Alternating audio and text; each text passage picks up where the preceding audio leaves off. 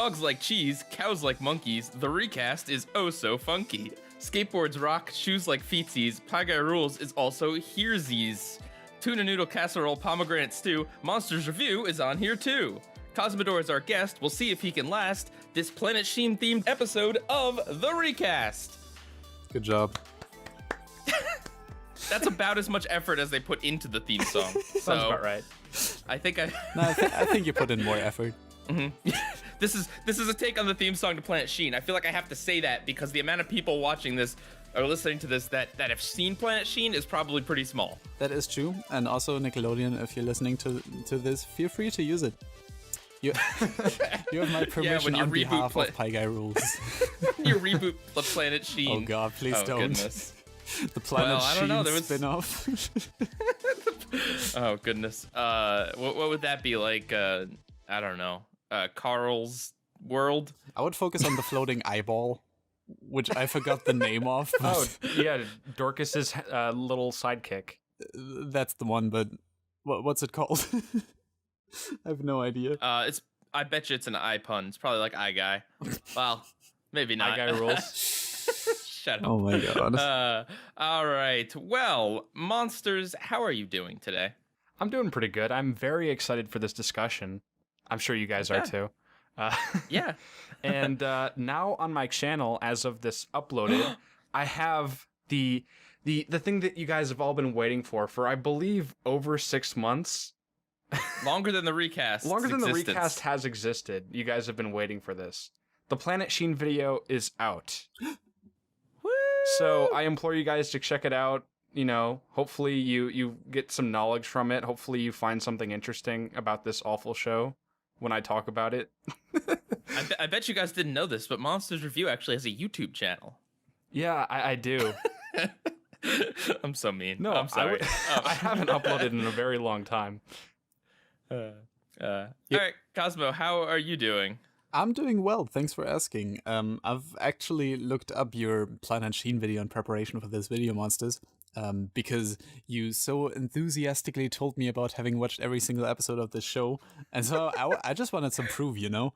And like when I saw that there was no video on it, like not even any mention on your entire channel, I was a bit disappointed. I won't lie. So I'm glad all you listeners get to experience it now while I can't. You scared me for a sec, Cosmo. I thought it had come out. I mean, it's out by the time everyone's listening to this, but not when we're recording this, as far as I know. Yes. I mean, we are recording this live, so yeah. So well, that's not to break week. the illusion. So I'm sorry. But you're doing good, man? I'm doing good. I initially wanted to introduce myself as Cosmodore, but I'm kind of glad you took over for the intro. Goodness. It's really late for you, right? It is. I may sound tired, but that's mostly because I need to make sure I don't wake my neighbors up. Oh, I mean, it's also because Planet Sheen puts years on your life. That is true. That is true. I feel like I've already matured. I'm already like retired. I skipped past my whole YouTube career, which is just awesome. Dude, join the club. Me and Monsters are in YouTube retirement now, kinda. It's dope. I never have to talk about Planet Sheen again. I skipped this entire podcast by recording it. Well, I hope you know. So we were like, who are we gonna get for the Planet Sheen episode? And I was like, yeah, well, just you and me, Monsters. Like you've. You know, we're probably two of the only people that have ever seen Planet Sheen, and Monsters wanted you, Cosmo, for only for the sole reason that we had you on for Out of Jimmy's Head. So he basically wants to sign you up for like every time we talk about something really awful on the recast. You know what? I don't even have a problem with that. Well, it was that, but it was also, I do remember watching a few of Cosmo's videos where he talked about Planet Sheen and Jimmy Neutron, and I mean, we'll get into this in the discussion, but I thought he had some really interesting and unique opinions on the shows. Ooh. Yeah, we were talking about it a bit beforehand, but I thought I'd save my thoughts up for the proper discussion, because I never really touched Jimmy Neutron in a proper way on my channel, but I always wanted to. So I guess this will be a nice introduction. Maybe I'll do a video on it someday. Who knows? Nice. Well, I mean, I feel like aside from the fact that Out of Jimmy's Head and Reanimated are awful, and Planet Sheen is also awful, I think that this kind of fits with your motif because you're all about sharing some things that are kind of like not as popular or well known or whatever, like bringing them out into the spotlight, dragging them out, kicking and screaming. Right, like SpongeBob, you know? Oh, yes, the most underrated show of them all. Oh yeah, No, but SpongeBob was a thing. Just you wait, Cosmo. Monsters. Just Yeah. So Cosmo, when's the next season review happening? you know, let's not talk about it. You know. Oh goodness, I feel like you're probably the only other person on the planet that can feel that with me. I mean, there have been a couple other ones we might have inspired over the years. Like this Nintendo kid. Oh yeah, I've heard of him. Never cared to check out his channel. Is it any good? No, he's nothing compared to Pickle Nick. Okay, cool. Pickle Nick's the real. Yeah. That's the real deal. I collaborated with Pickle Nick once. I saw that video. That was a very good video. Anyway, let's we have a podcast. What am I doing? I don't get to talk to you that often, Cosmo. So It's true. It's true. yeah, I'm doing good. I've had a really good week. I adopted a new cat, and so that's been a Congrats. lot of fun. Thank you.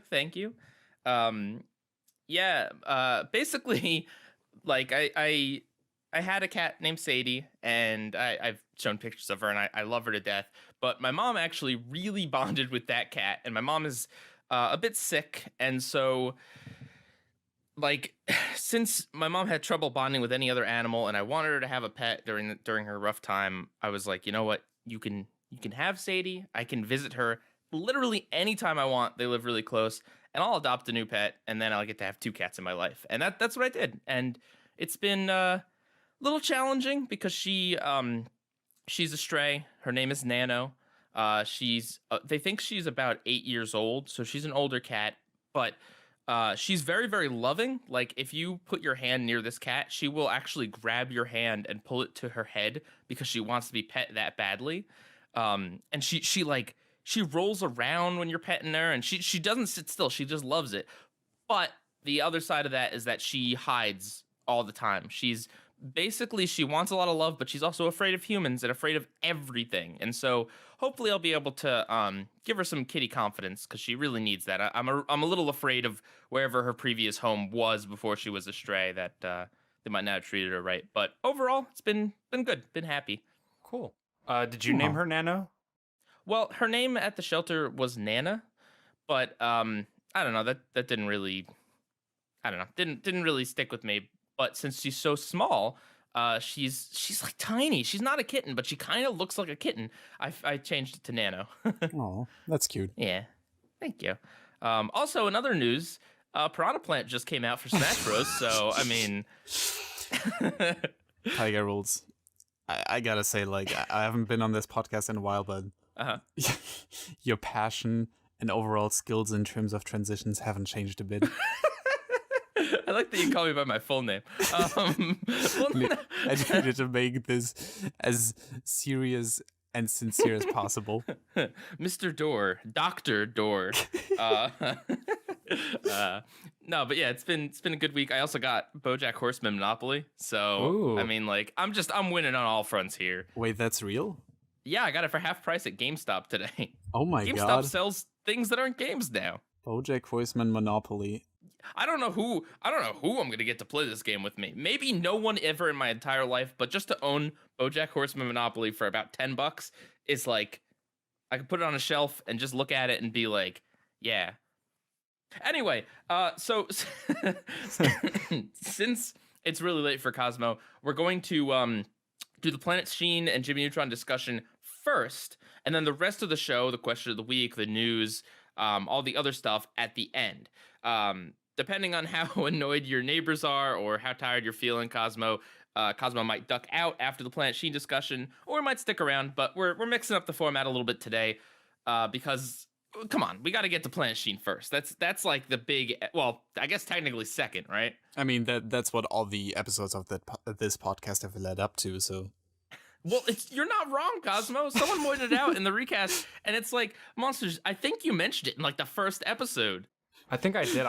I'm pretty sure I said, "All right, guys, I'm cooking up a Planet Sheen video. Be on the lookout." You said last year, like March last year or whatever, whenever it was. Wow, how long do you think this show's been running, Cosmo? I have no. It's only episode 26. Oh, it is. Okay, so half a year. Is this the halfway mark? Yeah. It's the halfway mark. We've been doing the recast for half a year. Woo. Good job, guys. And they said we wouldn't make it 10 episodes. Some people did say that. I said that. All right, well. To be fair, Let's just rename all of the recast episodes prior, like, recast 10 to, like, 9 point whatever. So we never do make it to episode 10. What are we, Kingdom Hearts? Yes. All right. T minus 24 episodes till Planet Sheen.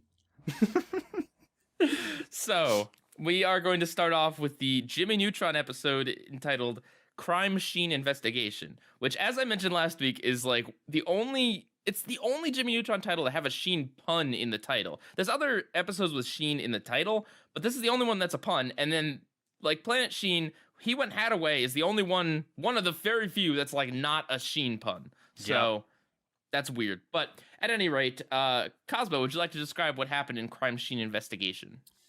Sure. I've watched the episode yesterday, so my memory might be a bit hazy, but it was one of the episodes I remember being on rewind as often. And even on your like first watch, I think you can kind of tell what's going to happen. Basically, Sheen loses his action figure in the park where he left it whilst playing and kind of got distracted, and someone stole it from him. And with the help of Jimmy, they managed to break it down to 3 possible suspects, including Jimmy's mom, Cindy, and who else?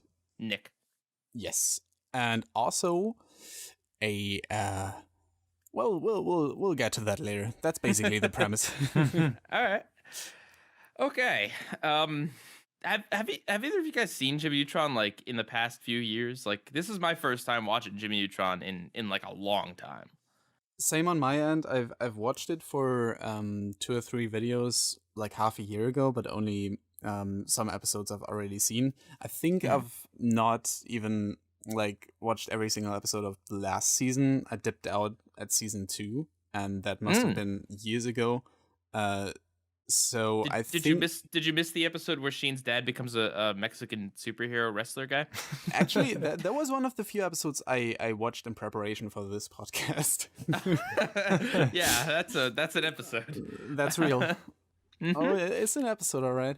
Yeah, they didn't air that one that much. Rightfully so. I wonder why. How about you, Monsters? I know you've seen a lot of Planet Sheen, but have you seen Jimmy Neutron much lately? Yeah.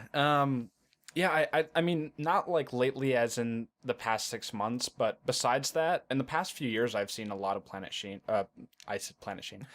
I've seen a lot of Jimmy Neutron, mainly in preparation for a video I did about my favorite cartoons. But no, like I really do love Jimmy Neutron, and I rewatched some of my favorite episodes, like the one where Jimmy and Cindy get stuck on an island, and the one where McSpanky's turns into a giant AI monster, and so on. Jimmy Neutron out of context is just great. Yeah. Welcome to McSpanky's. Is that a Twitter account yet? Ooh. I can't wait for Jimmy Neutron out of context and unpopular opinions Jimmy Neutron. Jimmy Neutron confessions. Okay, so the very, very start of this episode is a shot of a bird flying, and that did not look particularly great. Nope. Now, like, you know, we're dealing with like mid-2000s CG for a TV show. Oh, sorry, early 2000s. Is when the episode premiered, yeah. Wow, yeah, and this is early episode 1 or early season 1, just for context too. So, yeah, that bird really looked bad, and that's it's only on screen for like a second, but it's the first thing you see, and I feel like they thought that was impressive, and maybe it was at the time. Now though, yeah, it's creepy looking. But personally, I don't think the show really looks too bad. Like, you can definitely tell that it's not the latest and greatest in CG, but I feel like they did a good job at giving the characters really good designs and making sure that there is always something lively happening in the background. Like there's an ice cream truck that drives by towards the end. That's not part of the story. It's just there in the background. There's some details with like the trash in the alleyway. There's there's like, again, you could tell they couldn't do too much. Like there's a lot of characters walking in kind of like the same exact way in the background, but the fact that they cared enough and they put enough effort into doing that does make the series feel more alive and less stiff, even though like technically, yes, the animation isn't particularly impressive and the characters like they do look a little plasticky. I don't know, what do you guys think? Because I think that's like the first thing that's going to jump out to anyone watching an early 2000s CG show is you got to talk about like what does it look like and how does it kind of feel in 2019 context. I mean, I personally grew up with Jimmy Neutron, and it always kind of looked weird to me. I was never a fan of its style. Now that you recite all these episodes, they kind of flash back to my memory because the stories and characters, the character designs and environments, they did the best they with what they had. But especially when you have those fairly Odd Parents crossover episodes, for example, you can tell that the show would have worked so much better as a 2D animated show, in my opinion. You think so? Yeah. Oh, I disagree with that. Really? Yeah, I mean, I don't think it's the most detailed thing in the world, and I mean, for the time, I think it looks really good, and I think especially now, besides the fact that it's not in HD, and some of like the fluid textures can look a little bit globby, I guess. I still think it holds up fairly well. And even the animation itself, I feel is pretty lively. But in terms of thinking about whether it be 2D or 3D, I feel like the 3D environment kind of makes Retroville feel more like an actual place. I'm not sure if it would give the same effect in 2D. Yeah. I mean, it definitely, like, there is like a certain irony in that it's a show about a kid inventing things and it's using CG, which is like the latest and greatest of the time. And also, yeah, I feel like it kind of gives Jimmy's inventions, like we see in this episode, he invents like the dance hat or whatever. Like that kind of metallic feel is really, I don't know, like I feel like it works for the series. I don't know. I don't know how I'd feel about 2D Jimmy Neutron. Like I don't know that I'd hate it, but I kind of agree with Monsters in that I think it does add to the show. And plus, I mean, it does make it stand out. Like there even today there aren't that many CG animated shows that aren't complete garbage. Yeah. That's true. No, it gives it a certain charm. But it's not a style I'm personally a fan of. I will admit that it makes it iconic, and especially the CG supports like the science fiction-y vibe with all his inventions. There's like the episode where Sheen becomes this super genius and his brain swells up to the size of like the entire town. Yep. That episode that just wouldn't have worked with 2D animation. What about Carl's giant pregnant butt? Oh my god. Please How don't. could you need the jiggle physics of CG in order to accurately portray that. Yeah. No, you make a really interesting point, though. I mean, like I said, in my opinion, I feel like the CGI gives it more personality, and especially with a show that's so heavily reliant on visuals and visual gags, like I can't imagine seeing Bobby Stroganovsky or like Hugh Neutron hopping around everywhere in 2D. But you can see Bulby in 2D. His name is Ooter, and he's a character from The Simpsons. Oh. No. Well, I do. Yeah, I mean, I feel like Bulby's like disturbing eyes wouldn't be as funny in 2D. I mean, am I wrong? All right. So beyond the visuals of it, the story. Well, actually, just one last thing. The reason I bring up the visuals too is that I've seen comments of people younger than us that have like talked about the show and just can't really get into it because of the visuals. And I do feel like because all of us grew up watching it, it's never gonna be like I understand. Honestly, if it's off-putting to some people to the point where they don't want to watch the show, I don't personally agree with it, but I can understand how, like, if you're not used to that style of CG, you didn't grow up watching it, it could look very jarring. and visuals are important. Oh yeah. Right. Okay, but yeah, moving on. Cosmo, you thought did you think the story was predictable? I mean, at least in terms of what the actual like what's the word? The twist. Yeah. The twist? Mm. Well, so the twist that you didn't mention, by the way, if anyone hasn't seen this episode, is that despite all three suspects being in the vicinity of Ultralord and at least two of them actually trying to get rid of it, the real culprit is the squirrels that have been following Carl around all day. Then they take it because they're worshiping it as some sort of squirrel god or something. See, there's actually a little story with that, because the main reason I even watched Jimmy Neutron, because like I wasn't the biggest fan of it, but whenever I was at my grandparents, my grandpa was a huge fan of Jimmy Neutron for some reason. Aw. Yeah, so we'd that and SpongeBob would be like the two shows I was able to watch with him. And this was one of the episodes we first watched together, and like kind of tried to figure out who the culprit was gonna be, and each of us was like that sure was gonna be the squirrel. See, I feel like, I mean, look, it's not the biggest twist in the world. Like, I'm not trying to argue that we're looking at some sort of Shyamalamian twist.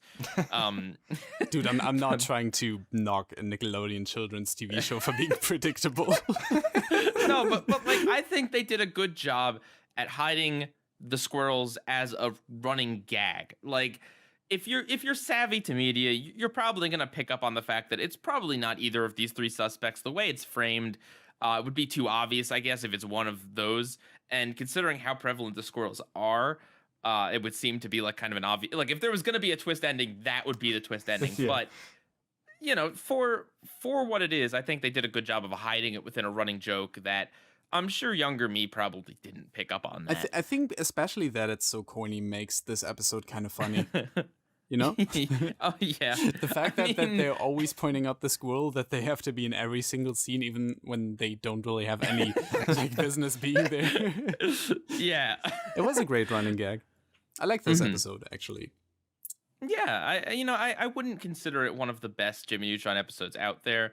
And it's not even one that I particularly like remembered too well, but like it's okay. Like I think there are some really funny things in this. Like Jimmy's mom is dusting the front lawn. Like it's just like, wait, what? There's yeah. How do you feel about this episode in general, Monsters? It's not one of my favorite Jimmy Neutron episodes, but I still did enjoy it. Kind of on the topic of what we were just talking about, I don't think I predicted accurately who was the culprit ultimately when I was younger. But no, I do think it's pretty clever in that way. And just some of the ways that they incorporate the culprits into the investigation is funny, with like Jimmy's mom being a part of the, what is it, like the anti-littering society, and Nick Dean trying to get some hair mousse. $52, that's exactly as much as this Ultralord is worth. Well, I guess I'll steal it. Yeah, and then also Cindy and her dog, which, by the way, that dog that's in like every episode of Jimmy Neutron, right? Dog projectile vomiting a license plate. Ugh. Does your dog not eat license plates, Monsters? I don't think my dog, I think a license plate's probably bigger than my dog. I mean, it's bigger than Cindy's dog too, I think. Yeah. Was it? Also, according to the license plate, Retroville is its own state. Yeah. Or they're in the state of retro or something. Hi guys, welcome to Cartoon Conspiracy. Is Retroville a country? No, incorrect. In the Jimmy Neutron movie, they sing "We're the Kids of America." Oh. So America exists canonically in Jimmy Neutron. It could be another America. What if Retroville isn't in America? Excuse me, America is the best country on earth, and anyone that's not from America needs to get off this podcast. All right. No, I'm sorry, Cosmo, don't leave him. No! He hung up. Okay. I hope it picked that up on the audio. No, I didn't. Well, you might have. It might have kind of picked that up through the headphones. I'm not sure.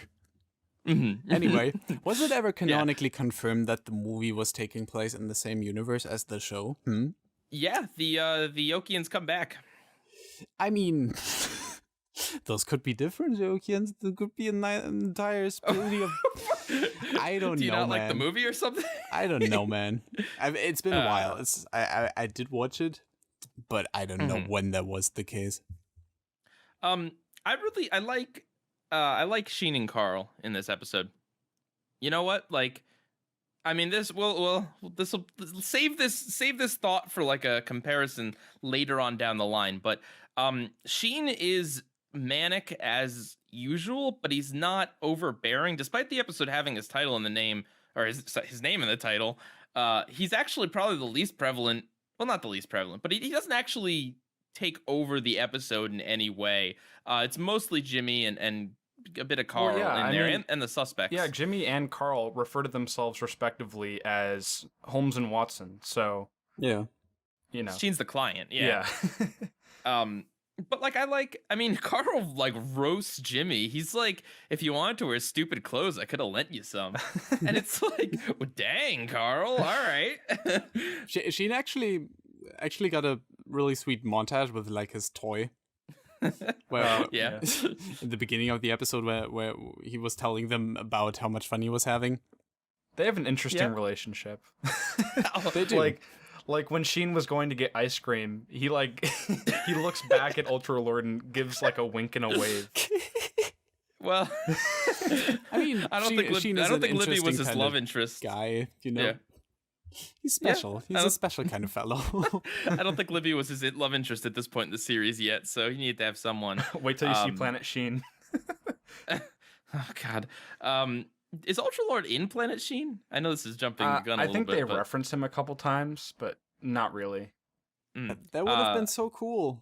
So if him be like a Jimmy type character in the show. Oh, there is a Jimmy type character in the show. I mean, yeah, but more as a supporting role that like only occasionally appears to help out Sheen. Ultralord existing and being real in Planet Sheen would probably be the thing that makes the most stinking sense in that show. Which would imply that there was any thinking sense there. It'll be Schmoltragord. Oh God. But no, like Sheen makes some really good faces. Like, I don't know. It's because Monsters and I watched this episode, both these episodes, like a week ago to see if they were good for the recast. And then I watched it again just before this. And like, definitely on the second watch, I noticed like the little face animations that Sheen will make sometimes. Right. Like, it's just kind of funny. And I don't know. There is little touches in it. And I think that's definitely what you want to go for if you have this CG show where you can't have like theatrical CG quality. Putting like little touches and the way Sheen reacts when Jimmy or someone else is talking is just kind of a little joke in and of itself. It's not even just Sheen, but also Jimmy when Cindy punches him. Oh, yes. That was a great moment. Yeah, well, can we talk about that moment? Yeah, sure. So okay, it's the episode's typical like. So how it ties into Jimmy Neutron is that Jimmy uses these gadgets to be Sherlock Holmes to figure out the culprit, and there are all sorts of sci-fi nonsense things like scanning Judy with a black light, but that somehow can tell the exact source of like plastic that Ultralord. It's whatever. But anyway, at a certain point, Jimmy's like, "Well, Cindy, your story checks out, but just to be safe, we gotta X-ray you." And then he gets this creepy look on his face as Sheen leers on. And then he gets punched. And, like, I don't think that's a joke that really flies much anymore. Yeah. There's a couple jokes in this series that don't really fly more, to be honest. Goddard, X-ray the suspect's clothes. Yeah, I just, like, I just kind of found that uncomfortable, to be honest with you. I rewatched the slap, slap, clap, clap episode, and there's also, like, some subtle race and sexism in that episode.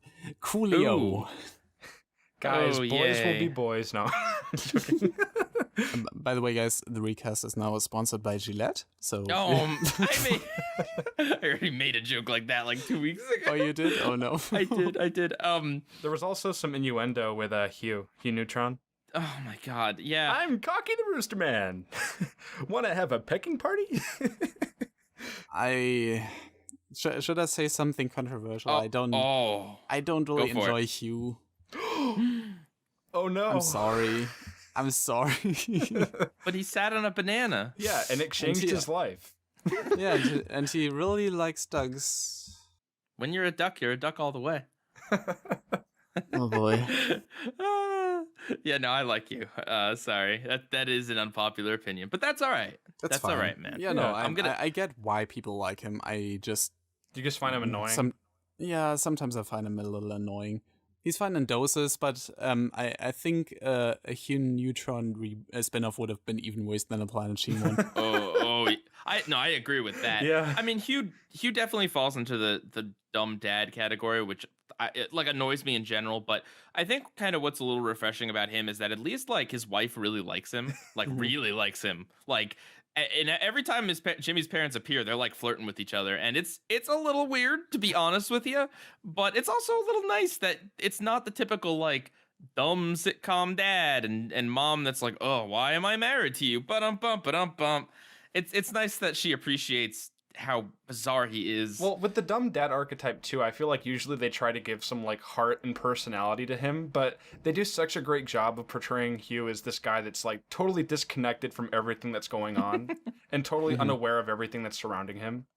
And he's not malicious in any way too, No. which is also that's something that's very prevalent. Like usually the sitcom dads are very selfish, and although there are some times when Hugh does something that definitely like causes a lot of problems, like in regards to a Jimmy invention, generally speaking, he doesn't do anything out of selfishness or anything like that. You just reminded me of the McSpanky episode where they talk about the service and that causes everything to go haywire. But yeah, he didn't intend it. I was kind of sad that Carl didn't have his crush on Judy at this point. Yeah. Is that only in the Valentine's Day episode, or is that in like other episodes? I can't remember. I think it's more prevalent. Okay, because I mean, it's so wrong, and it's creepier now that I'm an adult too. But it's just so funny.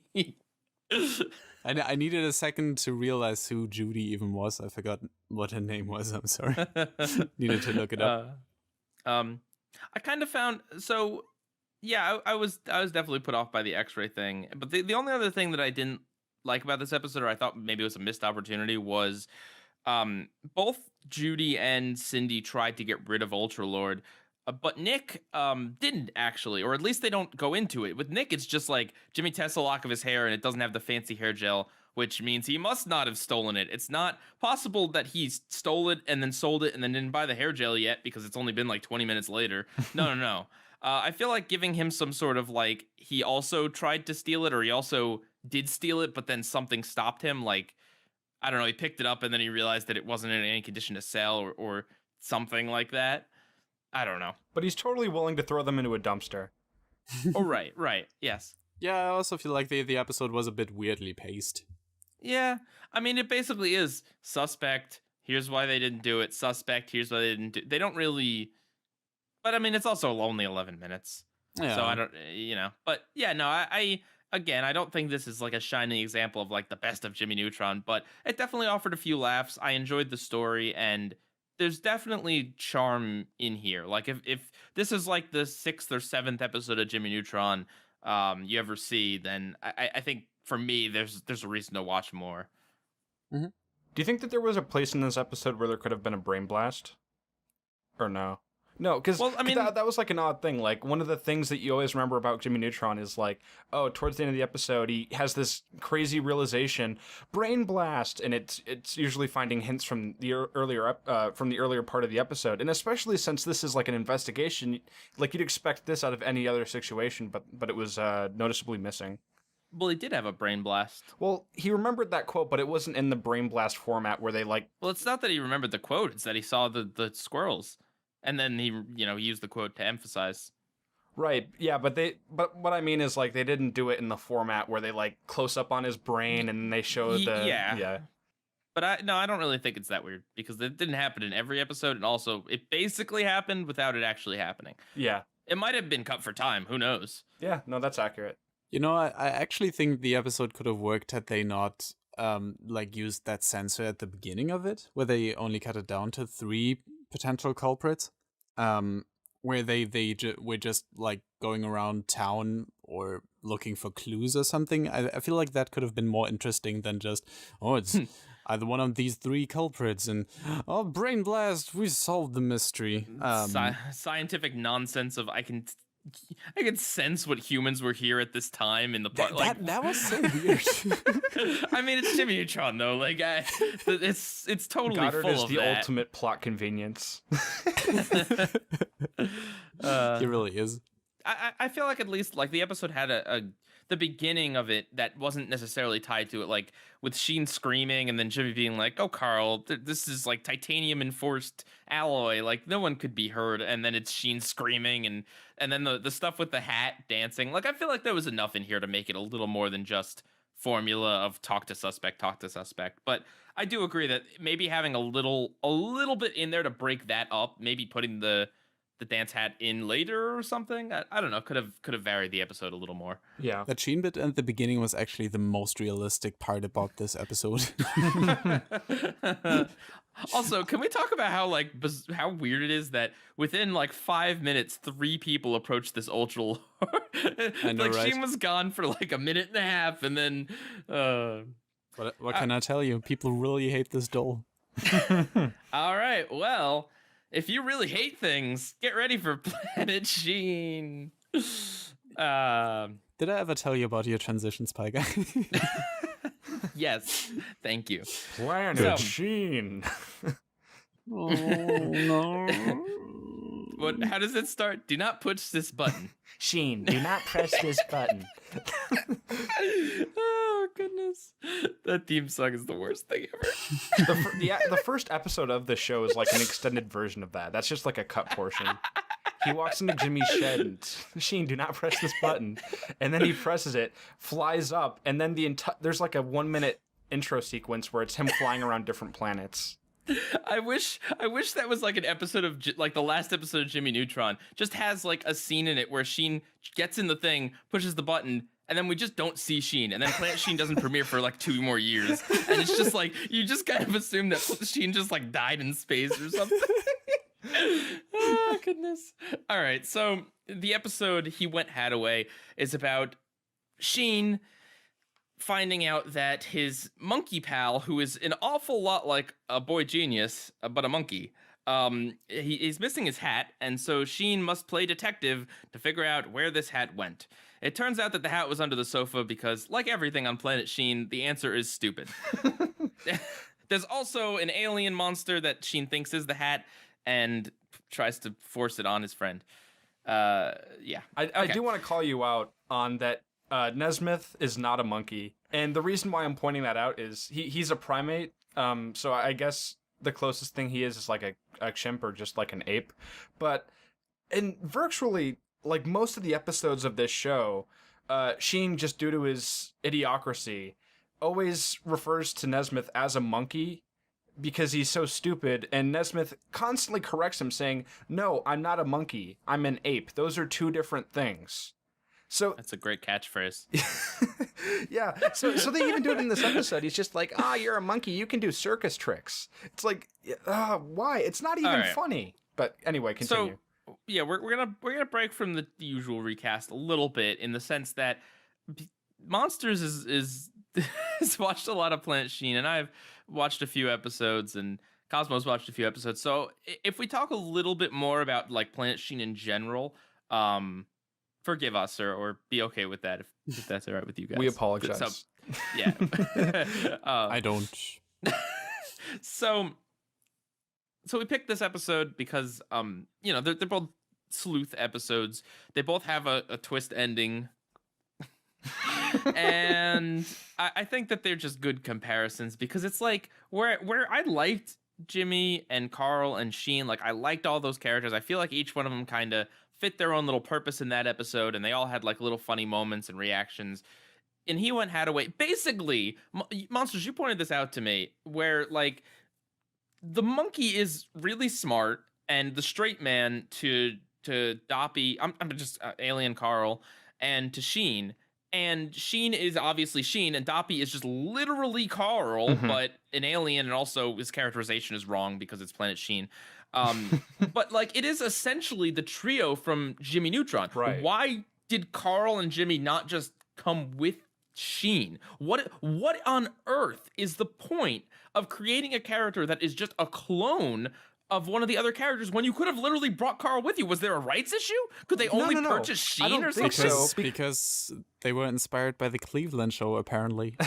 Oh, I don't think there was a rights issue because in the second episode where they introduced Doppy, there's a flashback where Sheen like approaches Doppy and he's like, "Hey, you look familiar," and then it cuts to a flashback of Sheen and real Carl in like Jimmy's backyard, like hugging each other or something, and then it cuts back to the present, and then Sheen's like, "Oh no, I don't know who you are." So they set it up for like, "Oh, you look like someone who I remember." They show Carl, and then he's like, "Wait, nope, it's not ringing a bell." Yeah. Well, obviously that's the joke they went for. Unfortunately. But yeah, so that like right off the bat is something that's kind of off-putting in that like the whole point of doing a spin-off is that you do something different. And I mean, don't get me wrong, Planet Sheen's different in a lot of ways, but like why would you reenact that same trio? It's pretty much that same trio but worse. Oh, definitely. Because Sheen, oh my god, Sheen, like in this show, Sheen doesn't shut up. His voice is a lot more shrill than it was in Jimmy Neutron, and he talks so dang fast. Like, it's just a combination of just the worst traits in a character's voice, and he's the main character. Yeah, like you can't have a good show if your main character is unlikable. To be fair, this is not actually the episode I found him the most annoying in. I guess we're gonna get into this one later, but Yeah. As I saw at least like 4 or 5 episodes of the show, there were like at times, at least whenever he was in relation with that with Dorcas, he just wouldn't shut up. There was one episode where they were tied together and like needed to break free. And I needed to turn the volume down after a while because I just couldn't bear it anymore. Yeah. So getting into He Went Hataway, I am going to say that this is, of what I've seen of Planet Sheen, which is admittedly not a ton, this is probably the best episode I've seen. And I say that because, Cosmo, you had a controversial opinion about Jimmy Neutron. Here's a controversial opinion about Planet Sheen that you might not expect coming from me. So, honestly, for as much as I think a lot of things in this show do not work, I will say that some of the slapstick is actually genuinely funny. And in addition to that, one element in this episode, the Hatmonger, I found to be great. The character was funny. The animation was fast on him. He was slick. He was interesting. He was weird. His randomness, I felt, worked. So, as much as I don't like Planet Sheen, I can't say that like everything about it is completely wrong. But even though I found some slapstick funny, that doesn't excuse like the 80 other things that I don't like about this show, from the fact that it has nothing to do with Jimmy Neutron, and yet the fact that it's a spinoff sets up your expectations right off the bat to just the awful looking character designs for like all of these characters, to just like how even though like a few jokes work, there's like 80 other attempts at jokes in the same episode that don't work, and so it's like, oh, I was about to laugh at that, but the next thing you did made me cringe, so I'm not even gonna laugh. Yeah. Yep. I'm glad you brought up the Hatmonger with the freaking. Is it dangerous? What do you think? Did I say? That was back in the box. Yeah. Yep. Back in the box here. I couldn't Draw think it in on there. this. No, draw it on this. No, imagine it with your head. No, wait, draw it on this. Wait, does it look like this? This. No, this. No, draw it on this paper. You're wasting my time. Like, that was great. Like, honestly, genuinely. I need to think outside the box. There. Couldn't think straight in there. Yeah. Yeah, there's a lot of visual gags. There's also at the beginning where Sheen's like, I'm putting together all the pieces of the pie, and then he pulls out a pie. Yeah. Don't, how dare you? How dare you? Also, how dare you, Planet Sheen? Mentioning pie. The thing is, I enjoy the visual gags. I enjoy even the puns in the show, but I feel there's too many. Like they Yeah. It throw tries too so hard. many in there. it tries so hard and hope that just something sticks, and it would if they would just let a joke sit for a while. Yes, Just pace it slow out down. a little more. Just slow down with the jokes. Just because Sheen is ADD doesn't mean the show has to be. Yeah, all the other characters also got like, I know they're new characters, but they basically feel like Retroville, just like on, I don't know what they're on. Retroville on ugly. The show isn't that ugly, I wouldn't say. I think it's repulsive. I don't like the color choice. Yeah, no, me neither. Because the thing is, like, in all honesty, it uses some unique colors. Like, there's a lot of purple, there's some browns, there's some greens, but like the way that they're combined and used together just doesn't look right. And the alien designs, like, oh, his head looks like a splat. Like, what? Yeah, what it's literally the Nickelodeon Splat logo. Yeah, but like, why? Like, what? It looks like a gummy. He looks like he's made of. And everything in this show looks like it's made of gummy bear, and that's not good. Like, that doesn't look good. And kind of what I said about Big Mouth last week. Like, I think perhaps, just maybe, the reason why everything looks so ugly is because it's trying to convey something from the ugliness, but I that's just giving it way too much of the benefit of the doubt. There are shows that are able to convey that feeling, like BoJack Horseman, Invader Zim. There is a charm in that ugliness if you combine it with characters that also stick out from it and don't like fit into that mold. Yeah. These character designs don't like. They are such a part of the environment that is already so disgusting that it's just not fun to look at anymore. Invader Zim was able to get away with that because it was more of a mood. Here it's not a mood. Cynical. That was a cynical show. This is just like, haha, isn't it funny that everyone looks bright purple? It's slapstick in this weird alien world with color that don't. The animation itself is okay. That was all I was trying to say. Oh yeah, no, you're not wrong. The actual animation, like the motion of the characters, it's not bad. Especially again with the Hatmonger, they did a lot of really fast moving things, which worked well. And even the part at the beginning with Sheen on the rope, coming down and everything, it's shot well. You know, it's animated well, and the shot choice is varied and interesting. Like you could tell. It's hard to compare it to Jimmy Neutron because Jimmy Neutron was like 10 years before it. It started out anyway. And like, yes, technically Planet Sheen is in HD and it is probably animated a little better, but like, I like the color choices better in Jimmy Neutron. I like the character design better in Jimmy Neutron. And the world, it's not as apparent in this episode because most of the episode takes place inside Sheen's house and then also in this like abandoned canyon. But like, in other episodes of Planet Sheen, Monsters noted this to me that like there's not as many characters walking around. The world doesn't look as lively, despite it being a whole stinking planet of aliens, as just a park in Jimmy Neutron. Like, why is that? Well, yeah, no, that's the weird thing because like especially in the first episode, they have this big giant event with the Emperor, and there's a giant crowd of aliens, and there's so many aliens, but then like.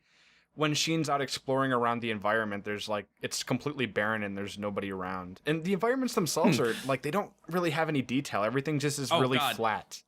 Sheen's house looks horrible. The outside of it, it's supposed to look like Sheen's head, but it looks like a Play-Doh toy, like the thing you put Play-Doh inside of to mold it. I don't know. I don't know what I'm saying. Yeah, that, and also because the show moves so fast, even if the environments were more interesting, the show just doesn't take any time to explore them. No. Whenever they're out in like on another planet, like I said in that scene where they were in Dorcas's like lair, you never got any chance to look at it because most of it is just this one side by side shot where you get a glimpse of what other characters there might be, but it mostly just looks so empty. Yeah, I would also criticize it for reusing the same background aliens like every episode, but Jimmy Neutron does the same thing with its citizens. So yeah, but I feel like Planet Sheen, like aside from again happening about like almost a decade later, Planet Sheen could do things like get away with color swapping or like slight modifications to characters because they're aliens. They can look similar to each other but more varied, whereas in Jimmy Neutron, because they're humans, you can't just like clone I mean, you can, but it's very noticeable. Yeah, and that's the thing. There's like four, or maybe this is like a part of the the Planet Sheen lore in the sense that there's different species on Xenu, but like it's pretty much the same 4 or 5 aliens with different variations on them. And yet it still seems barren. Speaking of variations, I need to point out that Planet Sheen might also have the worst character design I've seen in any show ever. Freaking alien princess. Yeah. What's her name? Oh, Princess Thanks. Yeah. Did you see the Whirlyhopper episode? I hope not. I believe that's paired with this one, no? I don't know. Cosmo, did you get the feeling that this show was trying to be SpongeBob? Well, especially in the Dorcas episodes. Because the fact that they rely a lot more, not that it ever comes close to being anywhere near like even like mediocre SpongeBob. Oh no. I just feel like the way they make Sheen is kind of like manic and all over the place like SpongeBob, and they've got this like neighbor blue rival that doesn't like him and is trying to get rid of him, but Sheen thinks he's a friend. I mean, I know a lot of cartoons have like similar setups, and I'm not saying they were trying to like exactly be SpongeBob, but I kind of get the feeling that, again, knowing how Nickelodeon is, that they were trying to, that's what they thought might be successful, even though like it just, why would you ever do this to a Jimmy Neutron spinoff? Why would you not? I mean, it's like the Teen Titans Go thing. It's like, you know what? If this was original characters, that wouldn't fix all of the other issues about it, but it would give, like, I would come into it with a lot more open of a mind, and I would be a little more patient and maybe like a little bit more like, well, maybe season 2 would have improved it a lot. But because it's just such a big shift from Jimmy Neutron, and yet it's still trying to like get that nostalgia out of you, like, hey, Sheen's here, you like Sheen, right? Like some shady guy in an alley that's like, hey, you want more Jimmy Neutron? Well, I got this Sheen for you. Like you like Carl? Well, I'm at a brand name Carl, but I got generic Carl down here. You make a good point though with the Squidward and Dorcas comparison, because like Squidward, Dorcas basically wants Sheen dead at all times, whether it's because wait a minute, I don't know that that's Squidward all the time. Well, maybe I don't know that he wants SpongeBob dead. I think there's also some plankton in there in Dorcas. That's accurate, but Dorcas, depending on the circumstance, either wants Sheen dead because he's jealous of his advantages or how he gets treated, especially by the Emperor, or just because he gets so annoyed or his property gets destroyed or he gets lit on fire or something. He gets so annoyed that he's like, this guy needs to go. And they're neighbors, by the way. Yeah. I want to bring something up about that SpongeBob comparison, because I see where you're coming from, and the setup is kind of similar, but it's such a vastly different style, and that might be coming from the fact that it was based on Jimmy Neutron, but also with SpongeBob, you always have something happening in the background. You always have some sort of sound effects and music. Here, there's barely any of that. Like, the only musical cues I remember were more dramatic than they needed to be, or these awful transitions they keep reusing. Monkey, yeah. Oh, do it, monkey, boing. Oh. Yeah. Can I swear on this podcast? I forgot. No, you're not allowed to. Okay, cool. It was just about Planet Sheen almost made me swear, guys. This is what it's come to. Holy Sheen! This show is a steaming pile of Sheen. It's kind of similar, but it's got such a different tone. It's got such a unique tone, even for Nickelodeon. It's more reminiscent of like. Are you sure? Did you watch Fanboy and Chum Chum? Because I feel like this was out of the same school of thought as Fanboy and Chum Chum. Well, yeah. Fanboy and Chum Chum is even worse, by the way. Yeah, but this is around the same time. I mean, like, it mostly reminds me of kind of like a mixture between Coconut Fred and Barnyard. That's the feeling I get. Yeah. I don't really like Barnyard, but I also haven't watched it in a while, so that might change. I'm not here to judge Barnyard. No, you're not wrong. Barnyard's bad. Okay, cool. Yeah, it's probably an unpopular opinion. I do like Back at the Barnyard. You would, monsters. Okay, so can we talk about, so the story in He Went Hataway is similar to like every other Planet Sheen story in the sense that and this is one of the frustrating things about the show, is that everything that happens just kind of randomly. Like Sheen gets the wrong idea in his head, no matter how like obvious things are. Sheen like, and not in like a hilarious misunderstanding way, more just in like a someone says something, and then like the ape is like, Sheen, please don't look for my hat, and Sheen's like, I have to look for your hat. And he's just like, well, actually, it's probably going to show up around here. And he's like, it's got to be out there. And but that's like how the entire show works. But then it always works out for Sheen. And that's what's frustrating, is that it rewards a character not just for being stupid, but for being random. And it's annoying to see stories that are so predicated on this random sense. And He Went Hataway isn't like as bad as something else. Like Monsters and I watched an episode where Sheen ate this like berry and grew to become giant, and just like just random things happen, and that's the story, and that's annoying. Yeah, it's kind of like Curiosity killed the cat, except it doesn't kill the cat. It gives him a treat.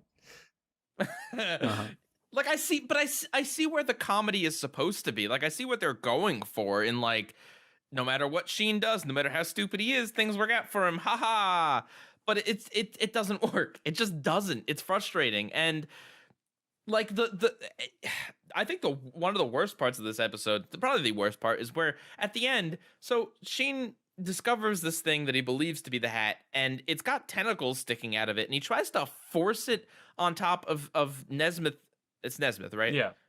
Nesmith is the chimp. He tries to force it on his head, like, well to the past where he's like, don't do that, and he like forces it on, and it's just like, that's Planet Sheen. It's not just that Sheen does random things, but Sheen like actively hurts other people, actively forces things on them, and yet still somehow things work out for Sheen, because during the scuffle with this alien monster thing, the hat pops out of the sofa, because that's what happens, right? When you sit down, a hat just flies out of it at Mach speed. I'm pretty sure there's a term for that, but Sheen is also like such an invincible character. Like it never feels like anything could hurt him. If another character were to fall down that cliff, you can bet that he either doesn't appear for the rest of the episode. Like that's the whole punchline for this character. The Carl guy that gets hurt a lot. Exactly. And Sheen would just get out of there. No. Oh my god. But it's not. Here's the thing. I think one of the key differences is that it's not clever. It's not like Sheen's an idiot and like things work out for him because of like clever circumstances that line up. He's not the baby that's crawling alongside the construction site where all these hilarious misses just happen. You know what I'm like, that setup. Right. It's more like Sheen does something and then just like the universe bends over backwards so that it's not Sheen's fault. Like that things don't happen badly. Not in a funny way, just in like a completely random. If you were to throw a rock at Sheen, I don't know, like he would he would like be like, I'm gonna do a cartwheel, and then just cartwheel out of the way. It's not like I'm gonna tie my shoe right now, which would be so much more reasonable. Speaking of like universe bending, the episode I watched where he was around with Dorcas and they tried to escape, there was literally a scene where Dorcas randomly changed his mind about Sheen and they were about to become friends. Like, what? When they were trapped in a cave or whatever and finally found a key, and he just randomly seemed happy for Sheen for being here because there's no one else around, and I guess they have to become friends now. I was kind of curious because most Planet Sheen episodes are puns on something, and this episode being called He Went Hataway, turns out it's a pun on something called They Went Thataway, which I think that's fairly clever, incorporating he as in Sheen and then hat, because that's what the episode's about. But then I looked into it a little bit, and I guess They Went Thataway has multiple meanings and could be derived from multiple things. I looked at it, apparently it's a figure of speech, meaning meaning like, oh, the criminals went that way. Yeah, isn't it like a thing you'd say on like Scooby-Doo or something? Yeah, they went that way. But also, like, apparently it's also a movie where two lawyers get stuck in a prison, and the people that put him in the prison die, put them in the prison die, so then, like, when they try to get out, they can't prove that they're lawyers. But, like, Okay. What does that have to do with this episode? That's not a clever pun. Yeah, that's not a clever pun because like it's not about like Sheen taking a wrong turn or anything. Like, yeah, the hat is somewhere. Actually, no. I was gonna say the hat is somewhere that is not present, but the hat is literally where Sheen is at the beginning of the episode. So, yeah, no, it's not a clever pun. It's not a clever title. Nope. And the thing is, too, I don't know if you guys sense this, but during the part of the episode where they reach the canyon and it's thing after thing after thing, it's trial and error, I almost kind of got like a Wile E. Coyote, like Looney Tunes type vibe. I said that to you, Monsters. I was the one that said that. Oh, you did? Yeah, I said that to you when we watched it. No, but they even reference it. Like, there's a part where Sheen gets stuck in the air and it's like a freeze frame. He looks at the camera and then he falls down. Right, yeah, and I feel like that's totally out of tone with what earlier in the episode was like. Like, not that it was ever anything remotely serious, but I feel like Wile E. Coyote, like that level of slapstick is not like you got to be that way all the time. Especially when they like threw rocks down that cliff and they fell down on alien Carl. Yep, that was so out of place. I laughed the first time, and then Sheen did it like 4 more times, and I'm like, I felt bad that I laughed at it. Actually, like that's how Planet Sheen makes you feel. I mean, it always makes you think that it might actually be the resolution somehow, that this is building up to something at least, but no, it really doesn't. Yeah, Sheen. So okay, like a lot of this episode, it's not, instead of actually being sleuthing, despite the fact that the beginning of the episode sets it up that like Sheen's like, I'm a detective now, and he's like, you know, master detective's got to find this. Like, despite setting that up, it's not about it at all. Like, at least in Crime Sheen Investigation, even though it might not be the most clever of mysteries or anything like that, that is definitely a character that's doing the Sherlock Holmes things. Went Hataway is it ultimately, it's Looney Tunes of, well, the hat is at the edge of this gorge. He's got to jump Springfield Gorge to get to it, and we're gonna do these wacky schemes with not Carl, and in the end, what's the thing that gets to him? He uses a fan. He uses a little fan, and that blows all the clouds out of the way. Yeah, and it turns out there's a bridge. That's the solution.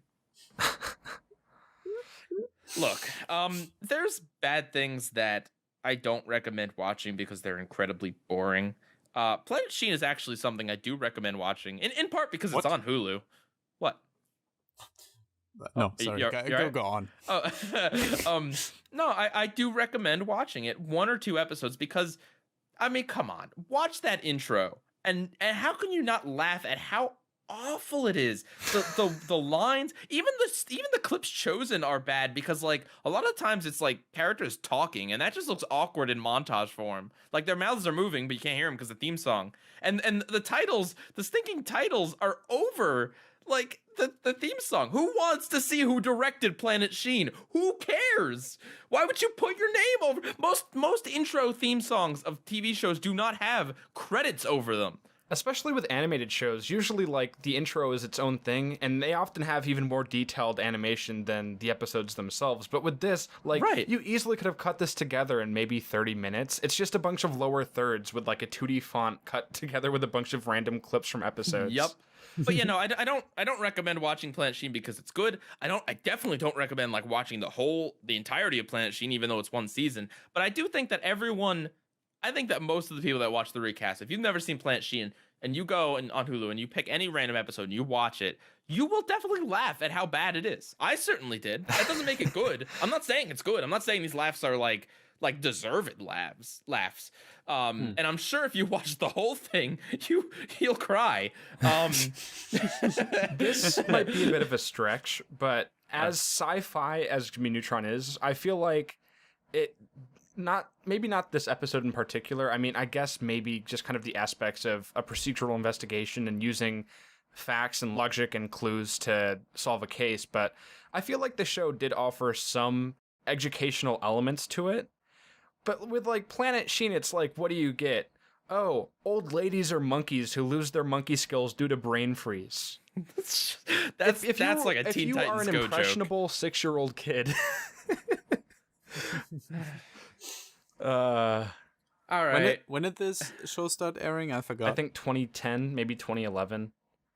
Yeah, I think it was 2011. Thankfully, I wonder because with Teen Titans Go, I can understand you as a kid, you don't need to know who these characters are to be entertained by it. With Planet Sheen, it already like bases it on the fact that you know who Sheen is in the context of Jimmy Neutron, and barely anyone who grew up with Jimmy Neutron would find any interest in this, let alone kids who only know about the show because it just doesn't. I mean, it shows that it just only had 2 seasons, but even just like 1 season. Oh, 1 season just. Wow. Okay. Yeah, no, Planet Sheen is without a doubt one of the biggest failures on Nickelodeon. Like, I mean, I know, people will point to like Breadwinners or Fanboy and Chum Chum and stuff like that. Don't get me wrong, like I'm not a fan of those shows either, but Planet Sheen got 1 season and actually didn't even air all of it. It aired the other half on Nicktoons. That's how you know the show is bad. If it doesn't even it gets 1 season and then doesn't even get to air that full season. Like this is, and the fact that it was based on a show that did really well for Nickelodeon, like it's a pretty big failure. Mm-hmm. Yeah, the only reason why Jimmy Neutron ended supposedly is because the production company behind it got bankrupt. Oh. Okay. Because it was the same company that made the Ant Bully, and that movie didn't make any money, so it caused the studio to go under. Even though I remember it being advertised everywhere for a while. If they had Woody Allen on it probably would have done better. One thing this episode made me think about is because the heavy emphasis on the hat with Nesmith wearing a hat made me think like, okay. I don't know if you guys know this, but the whole character of Nesmith is, and the reason why there's a talking primate on a planet full of aliens is because he was a test subject from the American space program that got launched on a rocket and ended up there, and he was like a sophisticated, intelligent primate. So I'm just thinking to myself, why is he wearing a beanie? Like. The analogy I came up with, it's like, what if you're a businessman that has a really nice job, works at a Fortune 500 company, and you show up to work in slippers, wearing a suit and tie? Like, it... Monsters, of all the things to pick on Planet Sheen, I was just fashion choices. They're awful. I will find everything to pick apart in the show. Okay, well, something perhaps a little more significant is...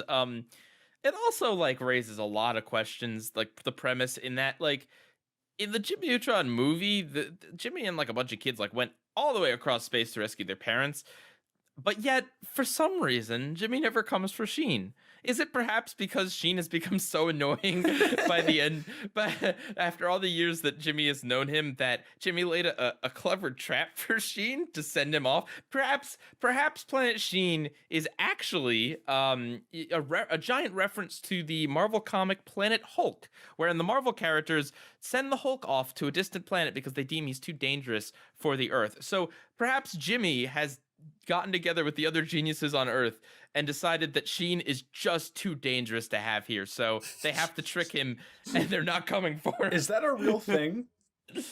What? Planet Hulk? Planet Hulk. Yeah. I've never heard of that. No way. Thor Ragnarok is partially based on it. Wow. The Hulk parts. Yeah, it's a great comic. Actually, I did a review on it. Is that review still up? That was like my 3rd video. Another cartoon conspiracy. Is Nesmith secretly Paul from the DNA Productions logo?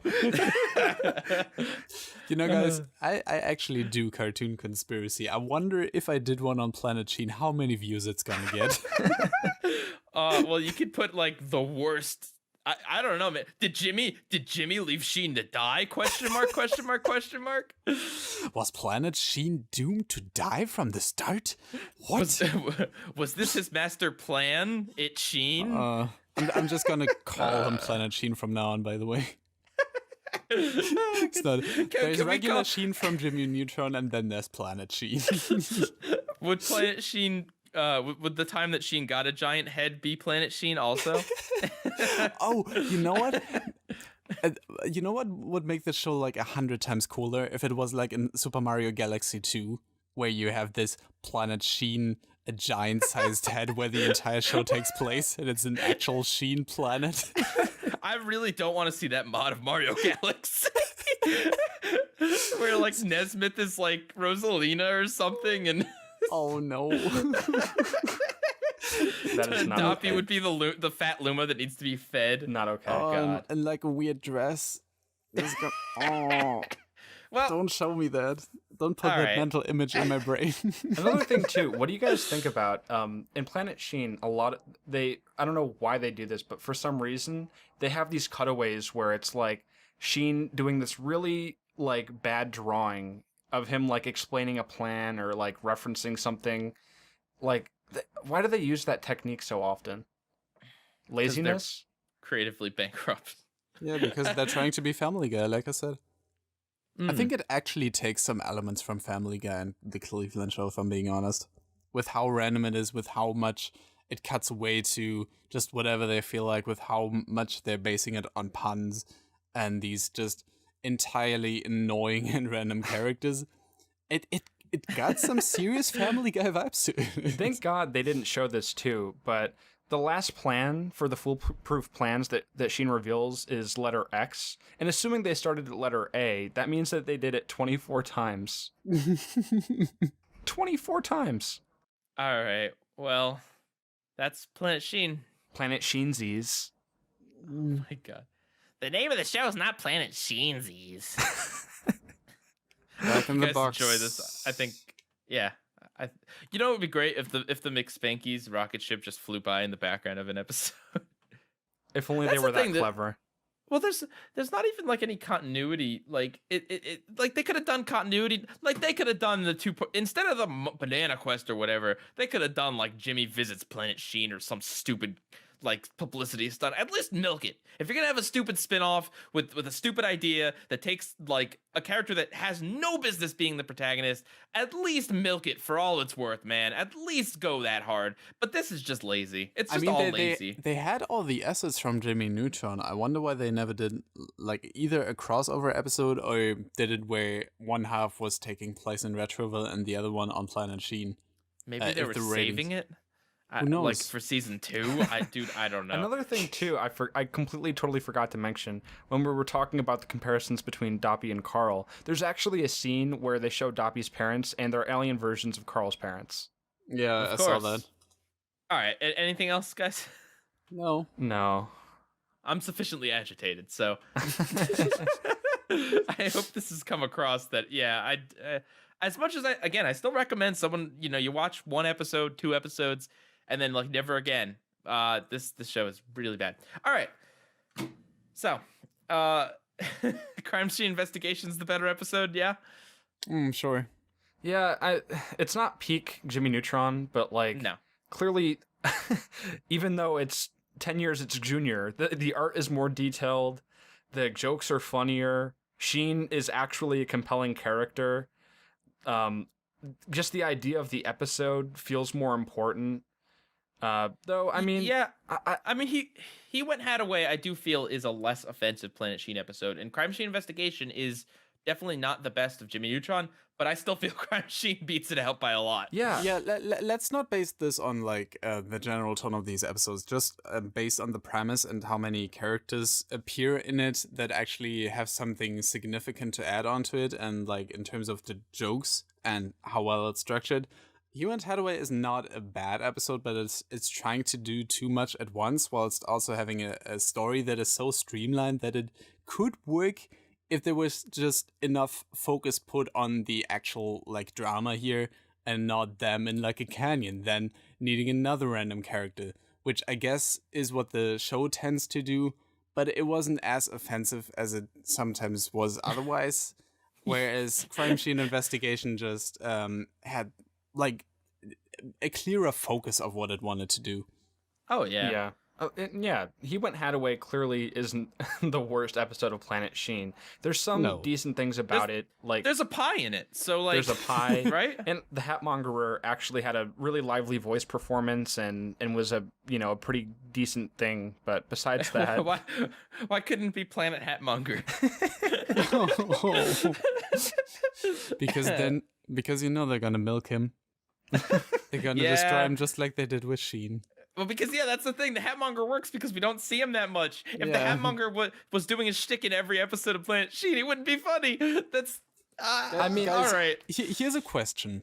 Yeah. Do you think Planet Carl would work? no. No, I don't think Planet anyone from Jimmy Neutron would work. Not even a Planet Jimmy, I don't think. Well, I mean, Retroville? I mean, can you I imagine think that a show based on Jimmy Neutron? How crazy would that be? All right. Well, here's the thing. If Planet if Planet Sheen is just an extension of Sheen, right? Sheen is manic and loud and doesn't make much sense, and so his show is based around that. If Planet Carl was similar, I feel like Planet Carl would be incredibly boring and llama filled, but at least it wouldn't be like an assault on the senses like Planet Sheen is. So I feel like it'd be better, but not by a lot. No. The planet would be the shape of a croissant. Oh, we did it, guys. We made the reference. We did it. Yay! I didn't check the comments on like the tweets you made. Oh yeah, that was months ago. I made jokes about like Planet Bulby and Planet Carl. I think the best one would be Planet Professor Calamitous, although unfortunately that show would probably end on a cliffhanger. Do you get it? I don't. The character can't finish anything. All right, Monsters, read off the viewer comment. Thanks, guys, for letting me get my joke in. All right. ToonJ723 says, not gonna lie, I laughed at 2 parts in the Planet Sheen episode. The first time when the hat merchant told not Carl to put the box over his head. The second during Sheen's foolproof plan T, when Sheen explains his plan, not Carl responding with Sheen, then he exploded. That is a great moment, but I mostly just love how we are all in mutual agreement that he's called not Carl. Yes. That's how you mess up your show really badly, is when you have a clone character and you give him a stupid name that isn't even a play on the original character's name. Yeah. At least call him Schmarl. At least go full stupid with it. Pleo the Crap Artist says, finish the Planet Sheen episode. Kind of predictable. Jokes are fine as they don't drag them out that much, but I've kind of forgotten about the distracting segues they used. Also, I think in some scenes you can see that the syncing is off in the beginning. Oh, like the vocal syncing? I guess, like the I didn't particularly notice anything, No, me but I neither. wouldn't be surprised. Yeah. The animation's weird. And lastly, Shikarita Shizit says, I avoided Planet Sheen. I remember being super disappointed by it. They made Sheen even more obnoxious, and so much of the show was annoying. Also, I always found it weird how they gave Sheen an alien friend that was basically just a clone of Carl, also voiced by Rob Paulson. Yep. Oh, poor Rob Paulson, man. He deserves so much better than this show. All right. You guys ready for a trivia game? Yeah, sure. Yes. So, a lot of times in the recaps we do like reboot or original with the titles, but I feel like Planet Sheen's titles, and Jimmy Neutron's titles are kind of memorable. So instead of doing that, I decided we're going to do real or fake. I'm going to read you a title of a Planet Sheen episode, and you have to tell me whether I made this up or whether this is actually the stinking title of an episode. You know what? Yep. That is the exact same game we played last time. Well, yeah, because we couldn't play it because of Reanimated. This time, it's like, I don't know. I felt like it would be too easy if I did it the other way. So, Cosmo, you're going to go first because Monsters was probably looking at these episode titles more recently. Oh, yeah, he does. Okay. Are you guys ready? Yes. Mm-hmm. Okay. So, Quarren Sheen. I'm gonna say that's fake. Monsters? I think that's real. Monsters is correct. It is real. Oh my god. Now, mind you, it's a play on quarantine, not like Sheen reads the Quran or anything. Oh no. Which is kind of what it looks like when you spell it like that. Okay. So Monsters is up 1, Cosmo is 0. Cosmo, to be honest with you, if you get like no points, I would also consider that winning in this game. Okay, cool. Yeah. The less you know about Planet Sheen, the better. Yeah, I think I would just be the actual winner. So Yeah. I'd recommend doing as badly as possible as you can. All right. Number 2, Raging Bell. Raging Bell? Raging Bell. It's not even a pun? I think it's a Raging Bull. Oh, okay. Well, Classic film most kids have seen, certainly. I think that's fake. I also think that's fake. Monsters? No, that's true. Oh no. Wow. So, See, yeah. I called it. I knew that was true. Sure. All right. Yeah, I don't know what the episode's about, but there's a bell and it's raging. Who knows? And it's spelled Belle. So so maybe like it's like a damsel in cow distress. or a southern belle. I Oh. don't know. Dude, I don't know. It's probably about Sheen picking earwax out of his teeth or something. All right. Title number 3. Feeling Roovy. Roovy? How's that spelled? Roovy. Roovy. R-O-O. I bet that's a character. I'm gonna say that's fake. I'm gonna say it's real. Monsters is correct. Cosmo still sitting at 0. Monsters up to 2. Oh On my fire god. today. All right. Number 4. And this one's a little too close to home with this episode of the recast. Nightmare Sheenario. I'm gonna say that's fake. This is real. I remember this episode. Monsters is correct. Are you doing this on purpose, Cosmo? See, I knew it. I at this point, I kind of knew something was up. All right, Monsters at 3. The 5th and final one is Lean, Mean, and 100% Sheen. I mean, you already know what I'm gonna say, so. What are you gonna say, Cosmo? I'm gonna say that's fake. To be fair, that one I seriously consider to be fake, so I don't care if I get 1 point off of that. I'm also gonna say that's fake. You're both correct. Yeah. Oh, my Sheen pun didn't do it for you guys. I kind of expected the Bell one to be fake. Mm-hmm. That was the only one I was kind of struggling with. The other one seemed so dumb that they just had to be true, especially quarantine. Quarantine. Oh my goodness. All right, Machine so Impossible. Oh. Cosmo ends up with 1. Monsters ends up with 4. I should have put Crime Sheen Investigation to see if I can catch any of you guys off guard. Or Sheen's Mind. Well, that brings us to the end of the Sheen section of this podcast, but stick around because we have our usual shtick. Unfortunately, we are going to be down 1 door. Aw. 1 Cosmo door, that is.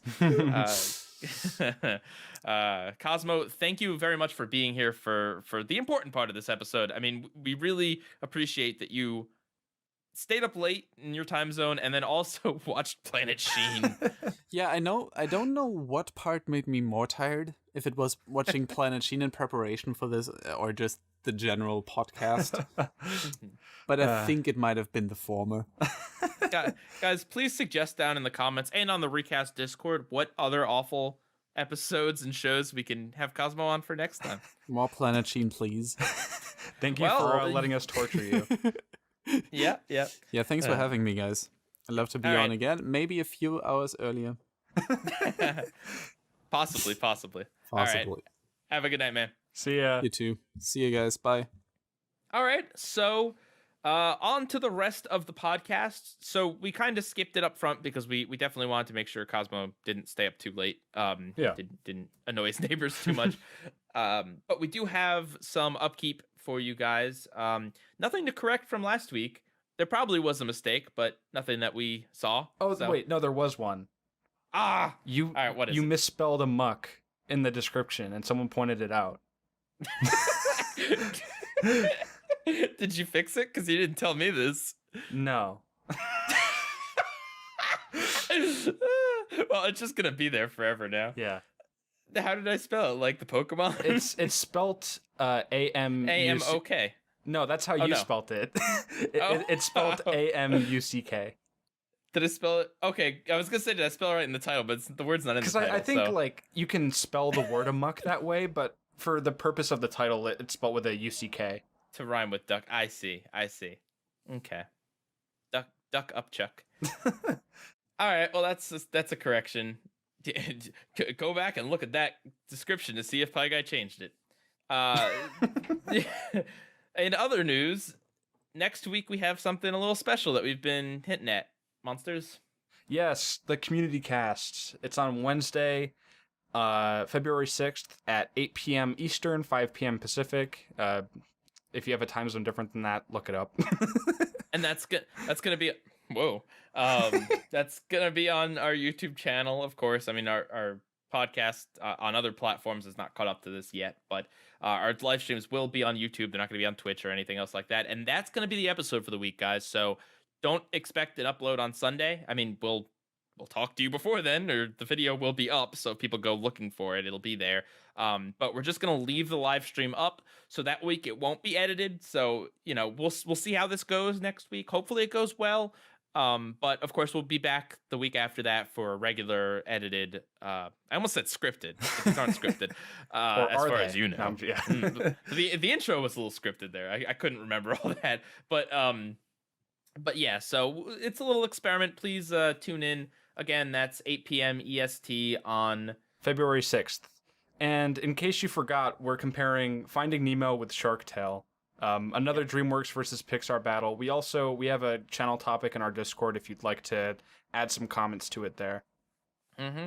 And we'll be looking at both the Discord and also the regular chat. So if you want to just pop in regular chat and just cheer and just say kind of random stuff, like, go for it. If you want to maybe type out something a little more lengthy, that will definitely be sure that we will see, because it's not just a chat going by a million miles an hour. That'll be for the Discord. So we'll be looking at both. Should be a fun time. Shark Tale again is on Netflix if you haven't seen it or you want to see it again for this. And Finding Nemo is again available on your bookshelf because you should already own it. It's a fantastic film. Yeah. Or rent it at your local library. Or at your local Blockbuster. Those are still a thing, right? There's one of them. Monsters. You also have even more news for us. Yes. So in case any of you didn't see my comment on the latest recast, we finally got approved for Apple Podcasts. So the recast is now on Apple Podcasts, on Spotify, on Google Podcasts, on Anchor, which is our mothership platform. And there should be some more episodes on there. We should be caught up to episode 7 or 6. So, yeah, go check out the audio version. Give us a good rating. Let us know what you think. All right, that's awesome. We're like a real podcast now. We're not just YouTubers. Yeah, we're converging. Ooh, all right. Monsters Review. Yes. What have your eyes feasted upon in the past cycle of one more than 6 24-hour periods? I watched another episode of Big Mouth. I know, exciting, right? This episode is where there was a I think it's referred to as a bat mitzvah, where it's for a girl. Yeah, the be bat mitzvah. Yeah. Come on. So Don't be insensitive. I'm trying not to be. So yeah, there's a bat mitzvah, and the girl's there, and her parents are having relationship issues, and it seems like everything's going wrong, and she's just trying to do her thing and have a good birthday. I know, crazy detail, right? But no, I pretty much have my same thoughts as I did with the other episode I watched of Big Mouth. It's an okay show. Certainly not visually impressive, but some of the jokes were funny. I think Coach Steve is a really great character. He's he's their gym coach. I don't know what his status is now because I believe he got fired, but he has a very like thick, stereotypical kind of like a New York Jew accent. Nick Kroll voices him like he does many of the other characters, but no, he's super funny. And he has a lot of quirky things to say. And he also tries hitting on parents. Okay. So that's Big Mouth. Other than that, I watched a surprising amount of live action stuff. First off, I watched the pilot episode of Atlanta. That's the show on FX that Donald Glover does that's critically acclaimed. And it was really funny. It gives me a new perspective because I've never been to like the American South before. I've never been to Georgia or Atlanta. Yeah. Well, I mean, I've been to Florida. Like I went to Disney World when I was like very young, like 5 or 6, but But beyond that, Wait, did you just say Disneyland? no, Disney World. Okay, good. Disneyland is in California. No. Yeah, thank you.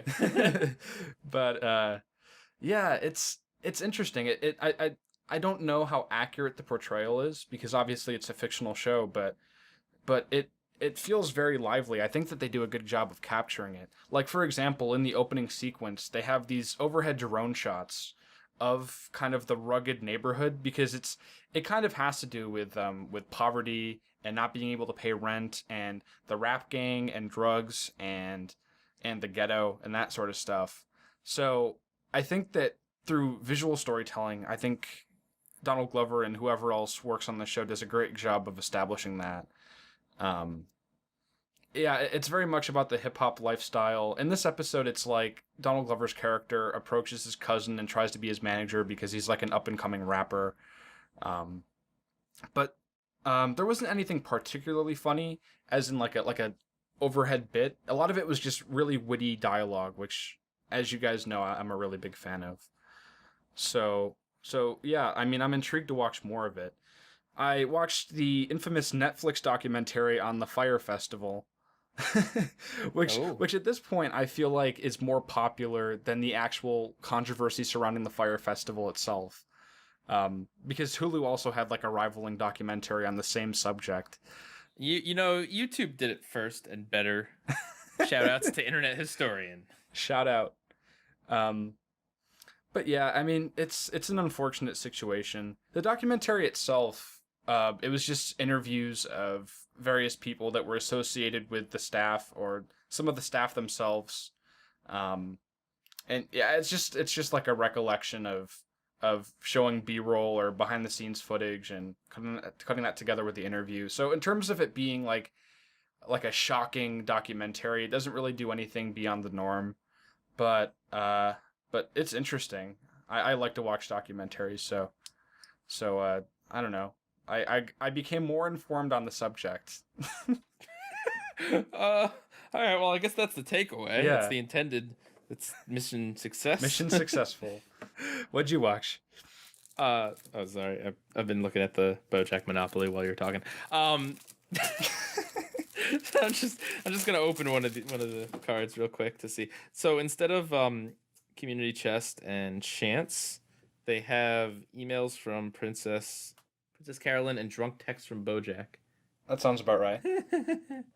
Yeah, drunk text from BoJack. Hey, can't talk, and has got me on this publicity tour, and she charges by the hour. For each production company you own, pay $25. For each studio, pay $100. That's cool. All right, anyway. Well, this segues nicely because I watched BoJack Horseman again. Season 5? Season 4? Whatever the latest season is. I don't even remember what they're on. But I'd only seen it once since it came out, and I'd been intending on watching it again. I finished The Punisher, which I'll talk about in a minute, but after that, I was just kind of looking for something to listen to in the background while I was playing some like puzzle games for relaxation, and I ended up watching the whole season in like one day because BoJack has that effect on me. I love BoJack Horseman so much. It is honestly and for truly my favorite TV show. End of sentence.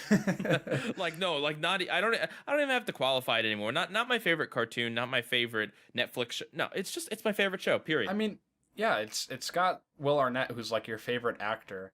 It's got really Alison Brie.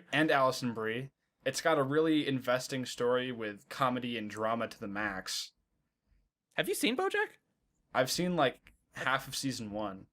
Okay, yeah, you need to keep watching it because I've got a recast idea in mind for it. Okay, but you need to kind of like get the full context of the show because one of the episodes will kind of maybe fall flat if you don't. But anyway, no, yeah, this latest season, without spoiling it or anything, is it's about a lot of things as BoJack really is, but one of the things it's about is this concept of the media normalizing these kind of anti-hero type characters like BoJack.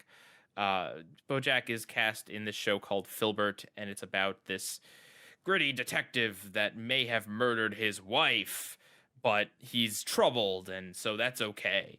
And basically the show kind of, like, there's a really great scene where Diane teaches Bojack about kind of how media normalizes things, how over time you do things like show gay couples just existing and being themselves, and that normalizes that behavior, and that's good. But then you can also do things like showing, certain characters doing certain behaviors, like, just to use an example, I'll say the cartoon character that is drunk all the time, because that's a trope. That's a trope in a lot of adult animated shows. You show that sort of thing, and it normalizes that behavior. And it's not so much that it's like people are like going to be brainwashed and like literally think it's okay to do these things, but it's like you see a certain thing enough, and you start to think that maybe that's how it works in real life, and that's not always the case. And where this relates to the show as a whole is that Bojack is that character. Bojack is a character who has done a lot of really bad things, and you honestly shouldn't like him as much as you do, but you like him because he's the protagonist. And like, I don't know that I would even say that I like Bojack, but it's like, because you're inside his head, you can kind of see how a lot of the things unfold. And so what I love about it is that it's a show, and especially in this season, where it does make you think and ask that question of, do I like Bojack? Is Bojack more real than a lot of people because he's willing to admit that he's done these things, or is he just flat out a bad person? Is it you do so many bad things, and there's also this idea of like, okay, well, he's done bad things, but like, where does that land him? If he hasn't done anything criminal, which, I mean, he kind of has in a few cases, but like, okay, if a person hasn't done anything criminal, but it's just been a creep, or it's just been kind of an awful person, what happens to that person? What do? You can't arrest them on nothing. You can't say that they don't, cast them away from society. This person still exists and still does things, and can they ever make up for it? And if you say no, then where does that leave that person, other than to just continuously do bad things? I mean, not to get too into it, but I feel like that's especially relevant now. Yeah. Oh yeah. I mean, a lot of people thought that they were going to do more with like the Time's Up movement in this season, and they do in a particular. There's one episode in particular that they actually reference that directly, but the show tackles things. What I like about the show is that it tackles subjects like that more indirectly, but still hitting with them. Like, instead of, again, a lot of people thought that they might do like a Trump storyline in the season before this previous one, but they didn't. They did. Mr. Peanut Butter runs for mayor, and there's like, it's not that they're not South Park. They don't literally turn Mr. Peanut Butter into Trump because they want to have like, Trump jokes or whatever. Instead, they kind of show a lot of the scumminess of elections and of the kind of people that run for office, in such a way that definitely does criticize Trump, but isn't like, herder, let's have a Trump character and let's make Trump joke number 8,608 million. Like, you know what I mean? Like, that's one of the things I really love about Bojack, and it really does make you think. And I don't mean that in like a, you have to have a high IQ. No, nothing like that. It's more just in the show poses questions and makes you think. Not that you have to have a high IQ to get it. Yeah. What you were mentioning earlier with like the character that's always drunk, correct me if I'm wrong, isn't there a character named Todd that's like always on drugs? Todd's, well, they portray him as as kind of a druggie in the early season, but he turns into he just basically turns into someone that's weird.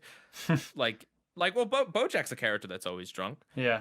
Not literally always, but there's one episode every season where he goes on a crazy drug and drinking bit. But my point with that is just that it's not even like that. That's a weird example to use. It's just a trope that annoys me. But the trope of the flawed anti-hero, which is funny because I'm about to talk about the Punisher next.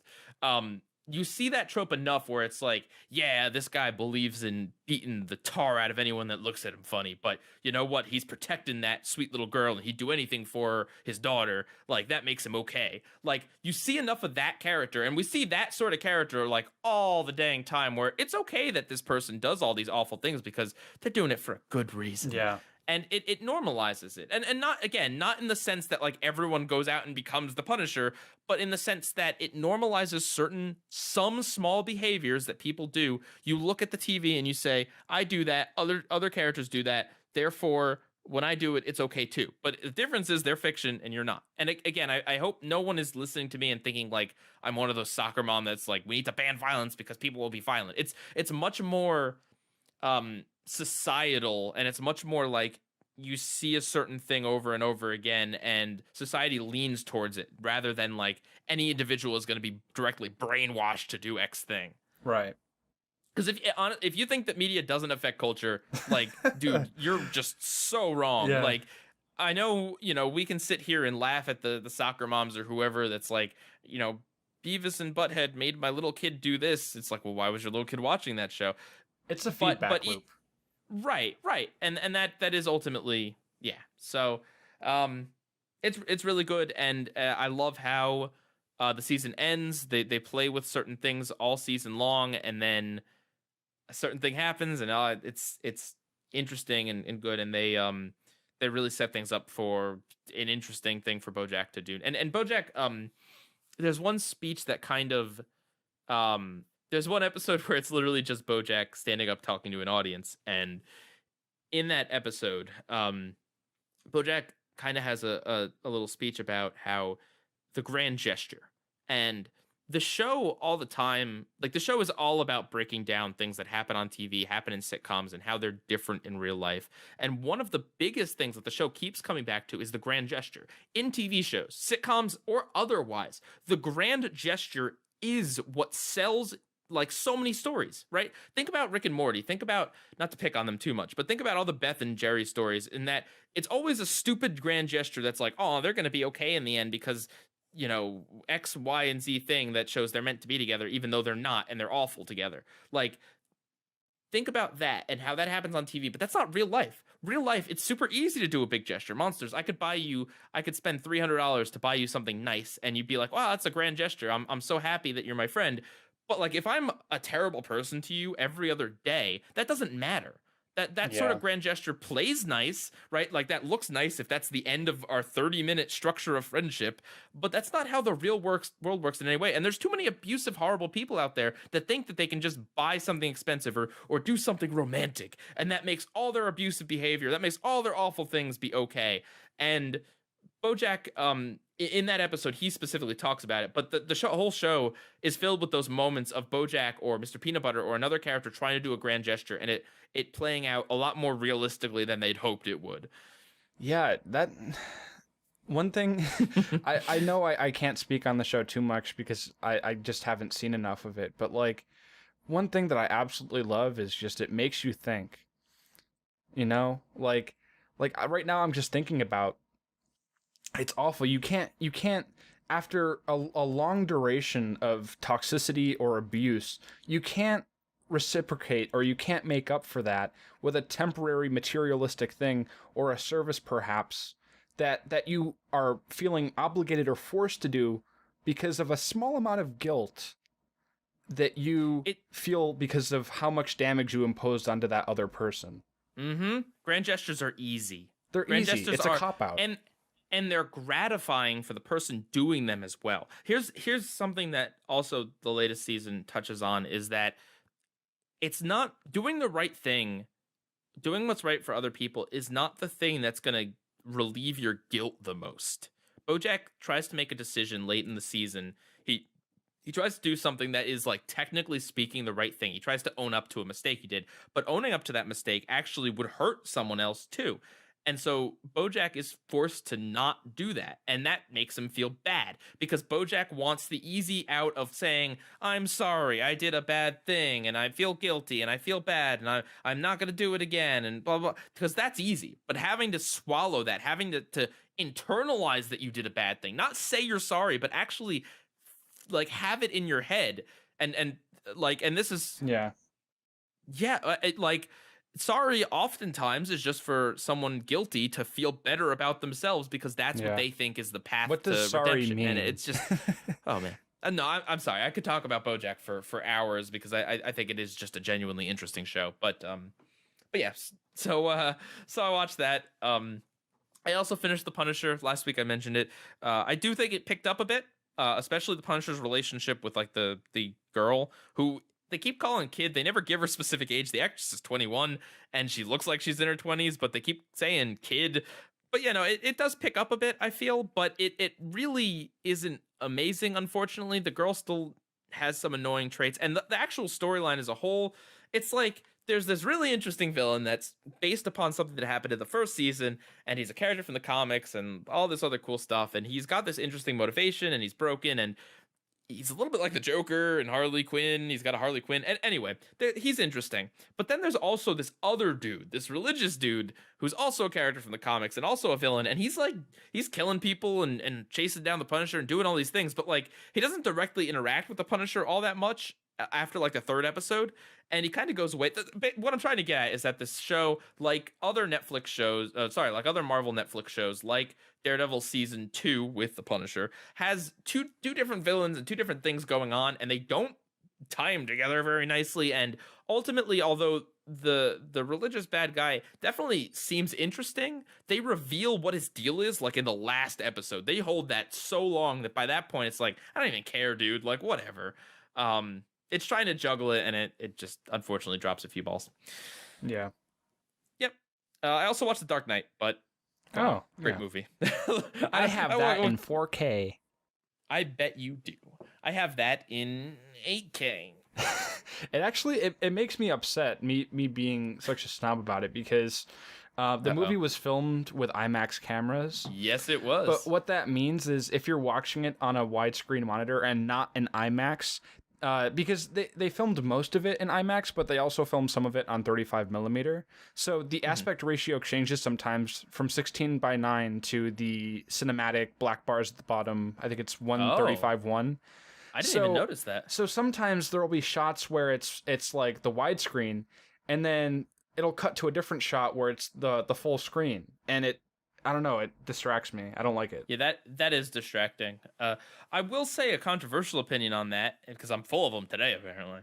I actually think I might like Batman Begins a little more than The Dark Knight. Really? I love I love The Dark Knight, but actually Batman Begins is a really just solid movie. It's a little shorter, which I'm a fan of shorter movies generally.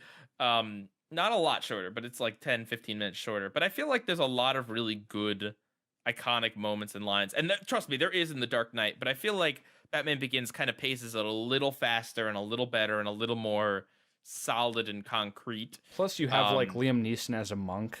Come on. Yeah. Don't get me wrong. I love The Dark Knight, and honestly, I'd need to see both movies a few more times to really concretely say that. But it's at least close for me. So, which I don't think is a very popular opinion. And also, I don't like The Dark Knight Rises. Neither do I. Oh, okay. Good company. All right. News for this week. Take it away, monsters. So, starting us off, Nickelodeon announced that they're not doing an upfront this year. For those of you that don't know what an upfront is, it's basically an event that networks host towards the beginning of each year where they get a bunch of investors and business people and advertisers in one big conference room, and the network shows off all the stuff that they have planned for the next year. And it's usually I did videos on that one year. Yeah. Once. It's a big event to get advertisers excited and be like, hey, we want to buy into your stuff. So with Nickelodeon not announcing, or with them not having an upfront this year, instead, I believe what they're doing is they're inviting clients to meet with them personally and independently, and they're not doing any event whatsoever.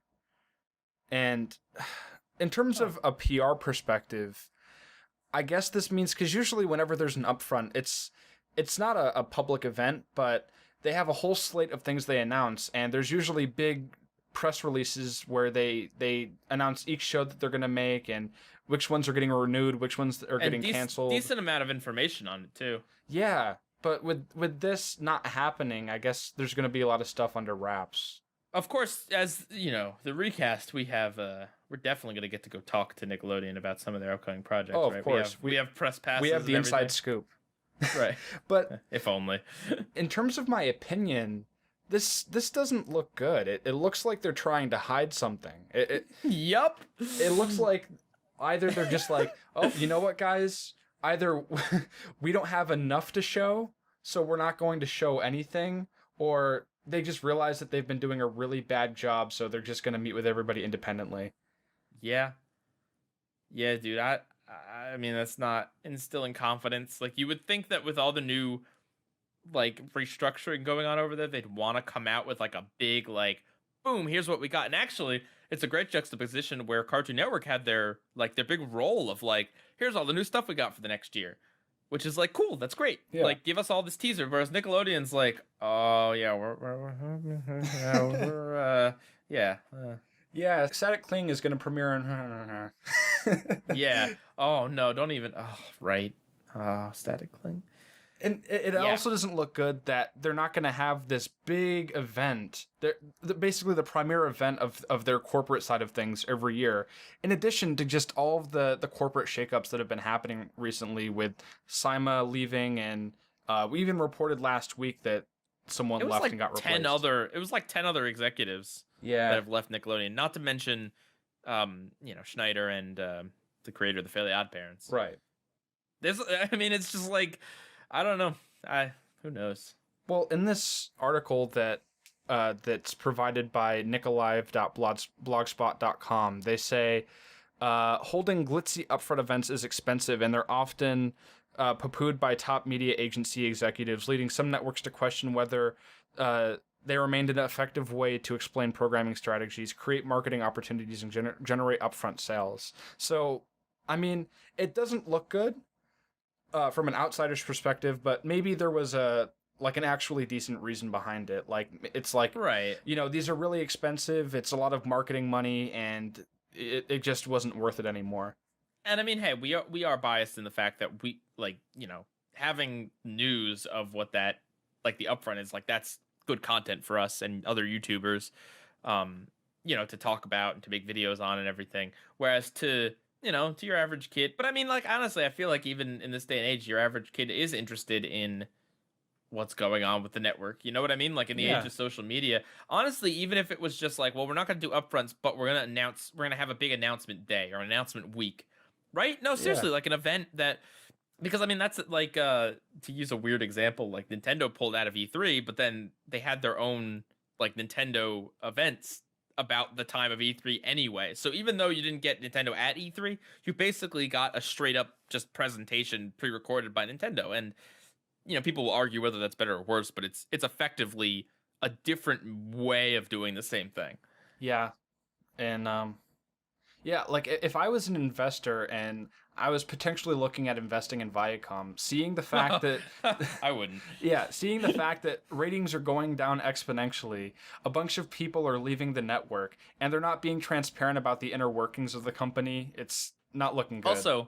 Also, not to be morbid, we never really did talk about this, but I mean, in addition to the Fairly Odd Parents, and the creator of that made other shows for Nickelodeon, Dan Schneider, who made tons of shows for Nickelodeon. Unfortunately, their other big cash cow that's been going on for forever, SpongeBob.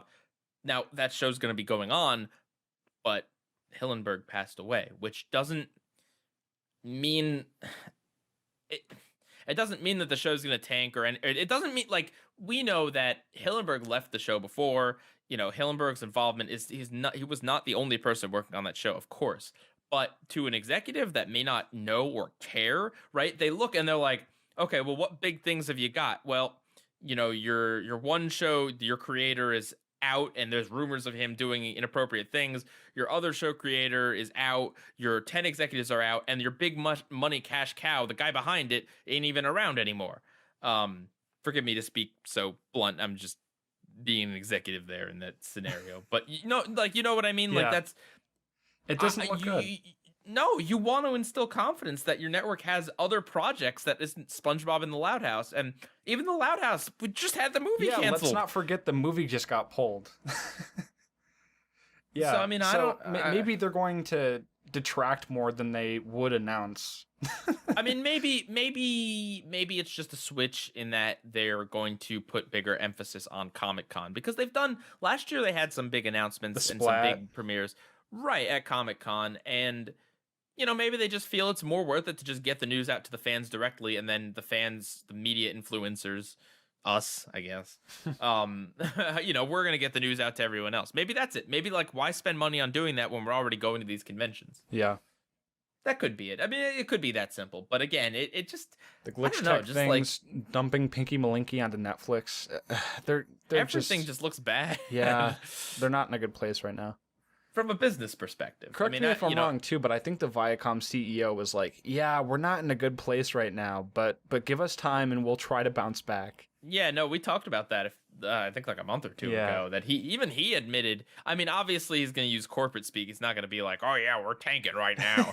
He's going to be like, well, we're not in an optimal position anymore, but we're going to get there. In other news, apparently the Rugrats CG movie and the TV show is going to have a number of the characters, the voice actors, reprise their characters' roles. So that's good.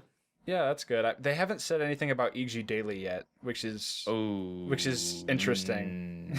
Oh man, E.G. Daily is gonna get replaced again. Poor E.G. Daily. Yeah, right. But at least the voice of Angelica, Cheryl Chase. Like, I cannot imagine anyone else voicing Angelica. Yeah. Like, oh my God, could you imagine if they gave they did what they did to Princess and the Powerpuff Girls, just gave her kind of just like a generic like little girl voice to Angelica. Oh my God. Yeah, you're right. I can't even imagine it because that would be so bad. So yeah, that's good news. I mean, that's again, going back to the optics things. It's like, what do you got, Nickelodeon? Let's try to bring back our original cash cow from like 30 years ago. Yay. And like with the Powerpuff Girls reboot, like, if they were gonna recast some of the characters, there better be a good reason. Wait, I'm sorry, for what it. did you say? Did you say it? He said the thing. The what? What are they gonna do to these actors? Oh, recast. Hey! That took me a second. Sorry, continue. No, I said it, but like, if they were gonna recast him, yeah, if they're gonna recast him, there better be a good reason for it. There won't be. And featuring pop sensation Lord as Tommy. Get it? Because she's a celebrity. Yeah. Remember when It's actually Randy Marsh. Because he's Lord, right? Yeah. All right, on to a little more new. Is a tweet considered news now? I mean, I guess it always is, but yeah, this is interesting and very relevant to our podcast, or to this week's podcast. Rob Paulson tweeted, "Carl's on board for a hashtag Jimmy Neutron revival. Spread the word. We want Jimmy and Carl." And then there's a creepy animated GIF. Yeah, of Carl's mouth. It's Rob Paulson in the Carl voice saying, "Yeah, I'd totally be up." Which is he says revival in the caption of the tweet, right? Yeah. He says reboot in the video, and revival and reboot are two different things. Well, I mean, this stuff is used semantics, I know, interchangeably. But yeah, and it's interesting because I think what's her name, Debbie Derryberry. Mm-hmm. Had a similar tweet, except I don't think she did the voice, but she just said, like, I'm going to call for... Or no, I don't even think she said anything like that. I think she was just like, are you guys excited for some Jimmy Neutron news or something like that? Yeah. There's probably something up with that. Well, here's the real question. In a Jimmy Neutron revival, is Planet Sheen canon? I think it would be. I don't think they'd reference it. I genuinely think Sheen would just be out, there. It'd fade in, and it'd be Sheen sleeping in his bed, and he'd be like, "Oh, that was an awful dream." No one even wants to be. No, I don't even think Planet Sheen's worth referencing. You don't think so? To be honest with you, I think it'd make for a funny joke. I don't think they'd do it. So you think like they'd pretend it never happened? Yes, monsters. That's what I'm saying. Is that all right with you? Are you? Well, no. I mean, that happens, dude. Exists. Sometimes, yeah. It exists. But sometimes when there's a really big flop, they just pretend like it didn't happen because that's kind of what the audience would like. I mean, who cares? Honestly, you could say Jimmy rescued Sheen. Yeah, they'd reference it in some capacity, but why? But why? Wait, why do you think they would though? If it's not the same people that just made like Jimmy Neutron, an easy shot, like a cheap joke. A joke? Yeah. I mean, I'd be fine with it, but I don't know that they. I don't know. Maybe. I guess it also depends on whether it would be a show or a movie, because I feel like a show maybe would have more time for that sort of joke. But at any rate, I mean, I'm That could be a movie. Jimmy going to rescue Sheen from Xeno. no, don't. Stop. Why do you want this to be in the Jimmy Neutron I want canon? closure. I want it. Oh. That's not happening. That doesn't make sense on Planet Sheen. Nothing makes sense on Planet Sheen. Oh goodness. But yeah, no, honestly, Jimmy Neutron's one of those shows that I do feel like ended a bit before it really should have. I'd be down for like an extra season or two, or a TV movie would also be great. Well, it's already pretty sci-fi as is, but like this show ended before the rise of smartphones. Mm-hmm. So like, and obviously with Jimmy Neutron being a very technology-centric show, I wonder how they'd incorporate those. You would have a duck phone. Hey Jimmy, like a look duck at my phone case. meme. Look at my meme. Oh my! Don't you bring memes into Jimmy Neutron? of my croissant.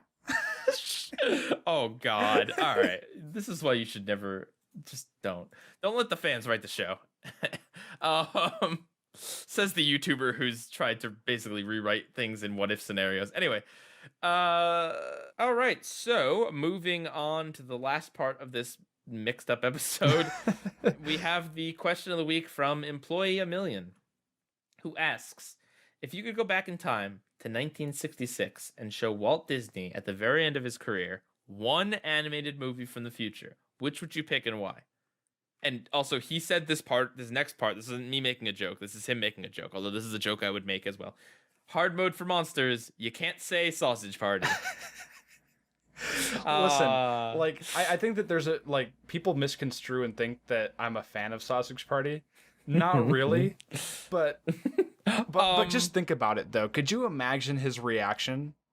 It's like, you guys have advanced so far, and you have all this brand new technology, and this is what you guys choose to do with animation. I mean, I don't know. I feel like honestly, I feel like you couldn't predict Walt's reaction to this, because he could say something like that, like this is just a waste of animation. But I feel like he could also potentially just be proud enough that animation has come. I mean, just think about like the context. Like it's the 1960s. Think about like lewd and inappropriate stuff is not in the media really. Yeah, I don't know. So I mean, it would definitely shock him, but the question specifically says you're not allowed to do that. Okay. So well, if you want my actual answer, we were just talking about it, Spider-Verse. Just because like that's what I was gonna say. I feel like that would just blow his mind completely. Because it's like a comic in real time, and like this, it has elements of 2D, elements of CGI, and 3D. Yeah, I think that would be a very good choice. I don't know how Walt felt about comic books. I mean, who knows? I think Spider-Man was around before Walt Disney died, so it'd be cool to kind of see the progression. Yeah. Yeah, I mean, I think that would be a solid one to show him. I feel like one that I think this I don't know. I don't know if I would pick this one, but Winnie the Pooh, the 2011 movie, I want to say. Yeah. Yep. Because that's a movie that very much kind of honors the way that animated movies used to be. Like it's very, very similar to I don't even know what the original. Yeah, is it just called Winnie the Pooh? I think it's like The Adventures of Winnie the Pooh. Yes, something like that. It's very I feel like that would make him really appreciate the advances without like completely breaking him. You know what I mean? So I think that would definitely be one to show him. How about I was thinking Toy Story. Because it's the first Pixar movie. It was the first of its kind, and it's like your company like released this. This is something that you guys made. It's toys come to life in a brand new way, a brand new form of animation that's completely like different than anything he could ever dream of. I'm pretty sure like computers were the size of giant like server rooms, and I don't think computer graphics were that advanced. Like if I think about 1968, that's when 2001: A Space Odyssey was released, and even the effects in that movie are the computer graphics are very, very minimal. So yeah. I think Toy Story would be a good one. Although I guess I would just say like Toy Story 3, if only because it just looks so much. Well, actually, I guess Toy Story 3 really might good, but I don't think you'd get like the same. It might freak him out. Yeah. Like. So who's this Andy guy? I have the best answer for this one. What is it? An animated movie, you say. So a movie that has animation in it. Let's show him reanimated. Oh no. Let's show him reanimated. Hey, Mr. Disney, we took you out of time to show you a movie that parodies you and the urban legend that your brain is frozen under the Matterhorn. That's this really terrible low-budget film where this kid gets hit by a train, and apparently you have a son that is like a crazy evil guy. Like, I feel like if I wanted to make Walt Disney cry, I think that's how I'd do it. What a sentence. Oh. Yeah. He'd probably say something racist about Jimmy's friends. What if you showed Walt Disney the Emoji Movie? It's like, well, not only is this absolutely awful, but it's like, what are these things? completely incomprehensible. A bunch of animated smiling faces and like an animated poop in some sort of weird like rectangular light device that people carry. Yeah. You're trying to tell me that's a telephone? Oh goodness. Oh man. All right. Well, hope you got your serious answer. I think Toy Story would be a good serious answer. I think Winnie the Pooh would be a good serious answer. I think I also think Shrek would be a good like stupid answer. Just as like a response, like, yeah, this is a satire of like every movie you've ever made. Yeah. I feel like Walt would be very like defensive of like the whole damsel in distress thing, like the princess that like I feel like he'd be like, you know, it's beautiful. It's a time-honored tradition. Yeah. Rescuing the young lady. I'd kind of be curious to know Walt's opinion on Disney as a corporation today. Because when he died, Disney was like entirely family friendly, almost exclusively about like the kind of the princess thing, but they did a little bit of live action stuff as well. But just understanding that like they own this renowned sci-fi franchise, they own Marvel Comics, and they've made an entire cinematic slate of movies about it, and they own that too. How the parks are completely different, how they jump at every chance to make money.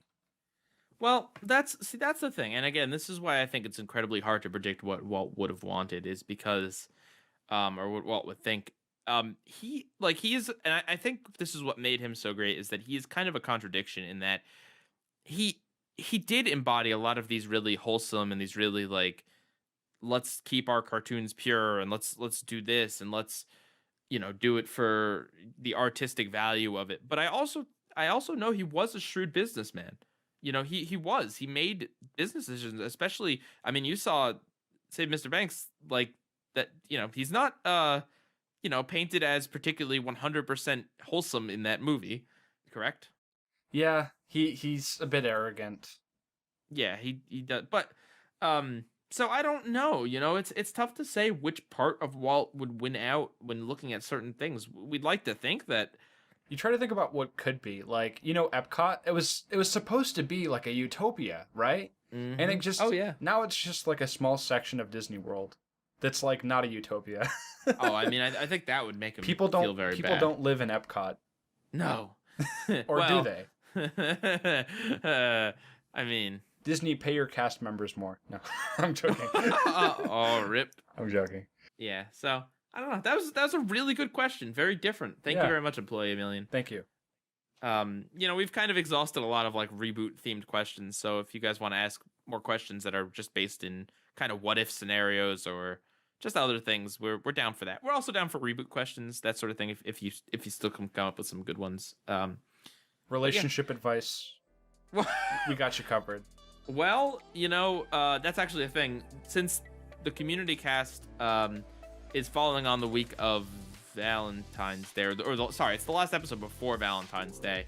The week after is going to be our Valentine's Day episode. So just again to reminder, we got Finding Nemo versus Shark Tale on the 6th.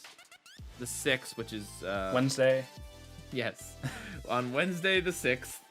And then the week after that, we're going to do our Valentine's Day thing, which is yet to be announced.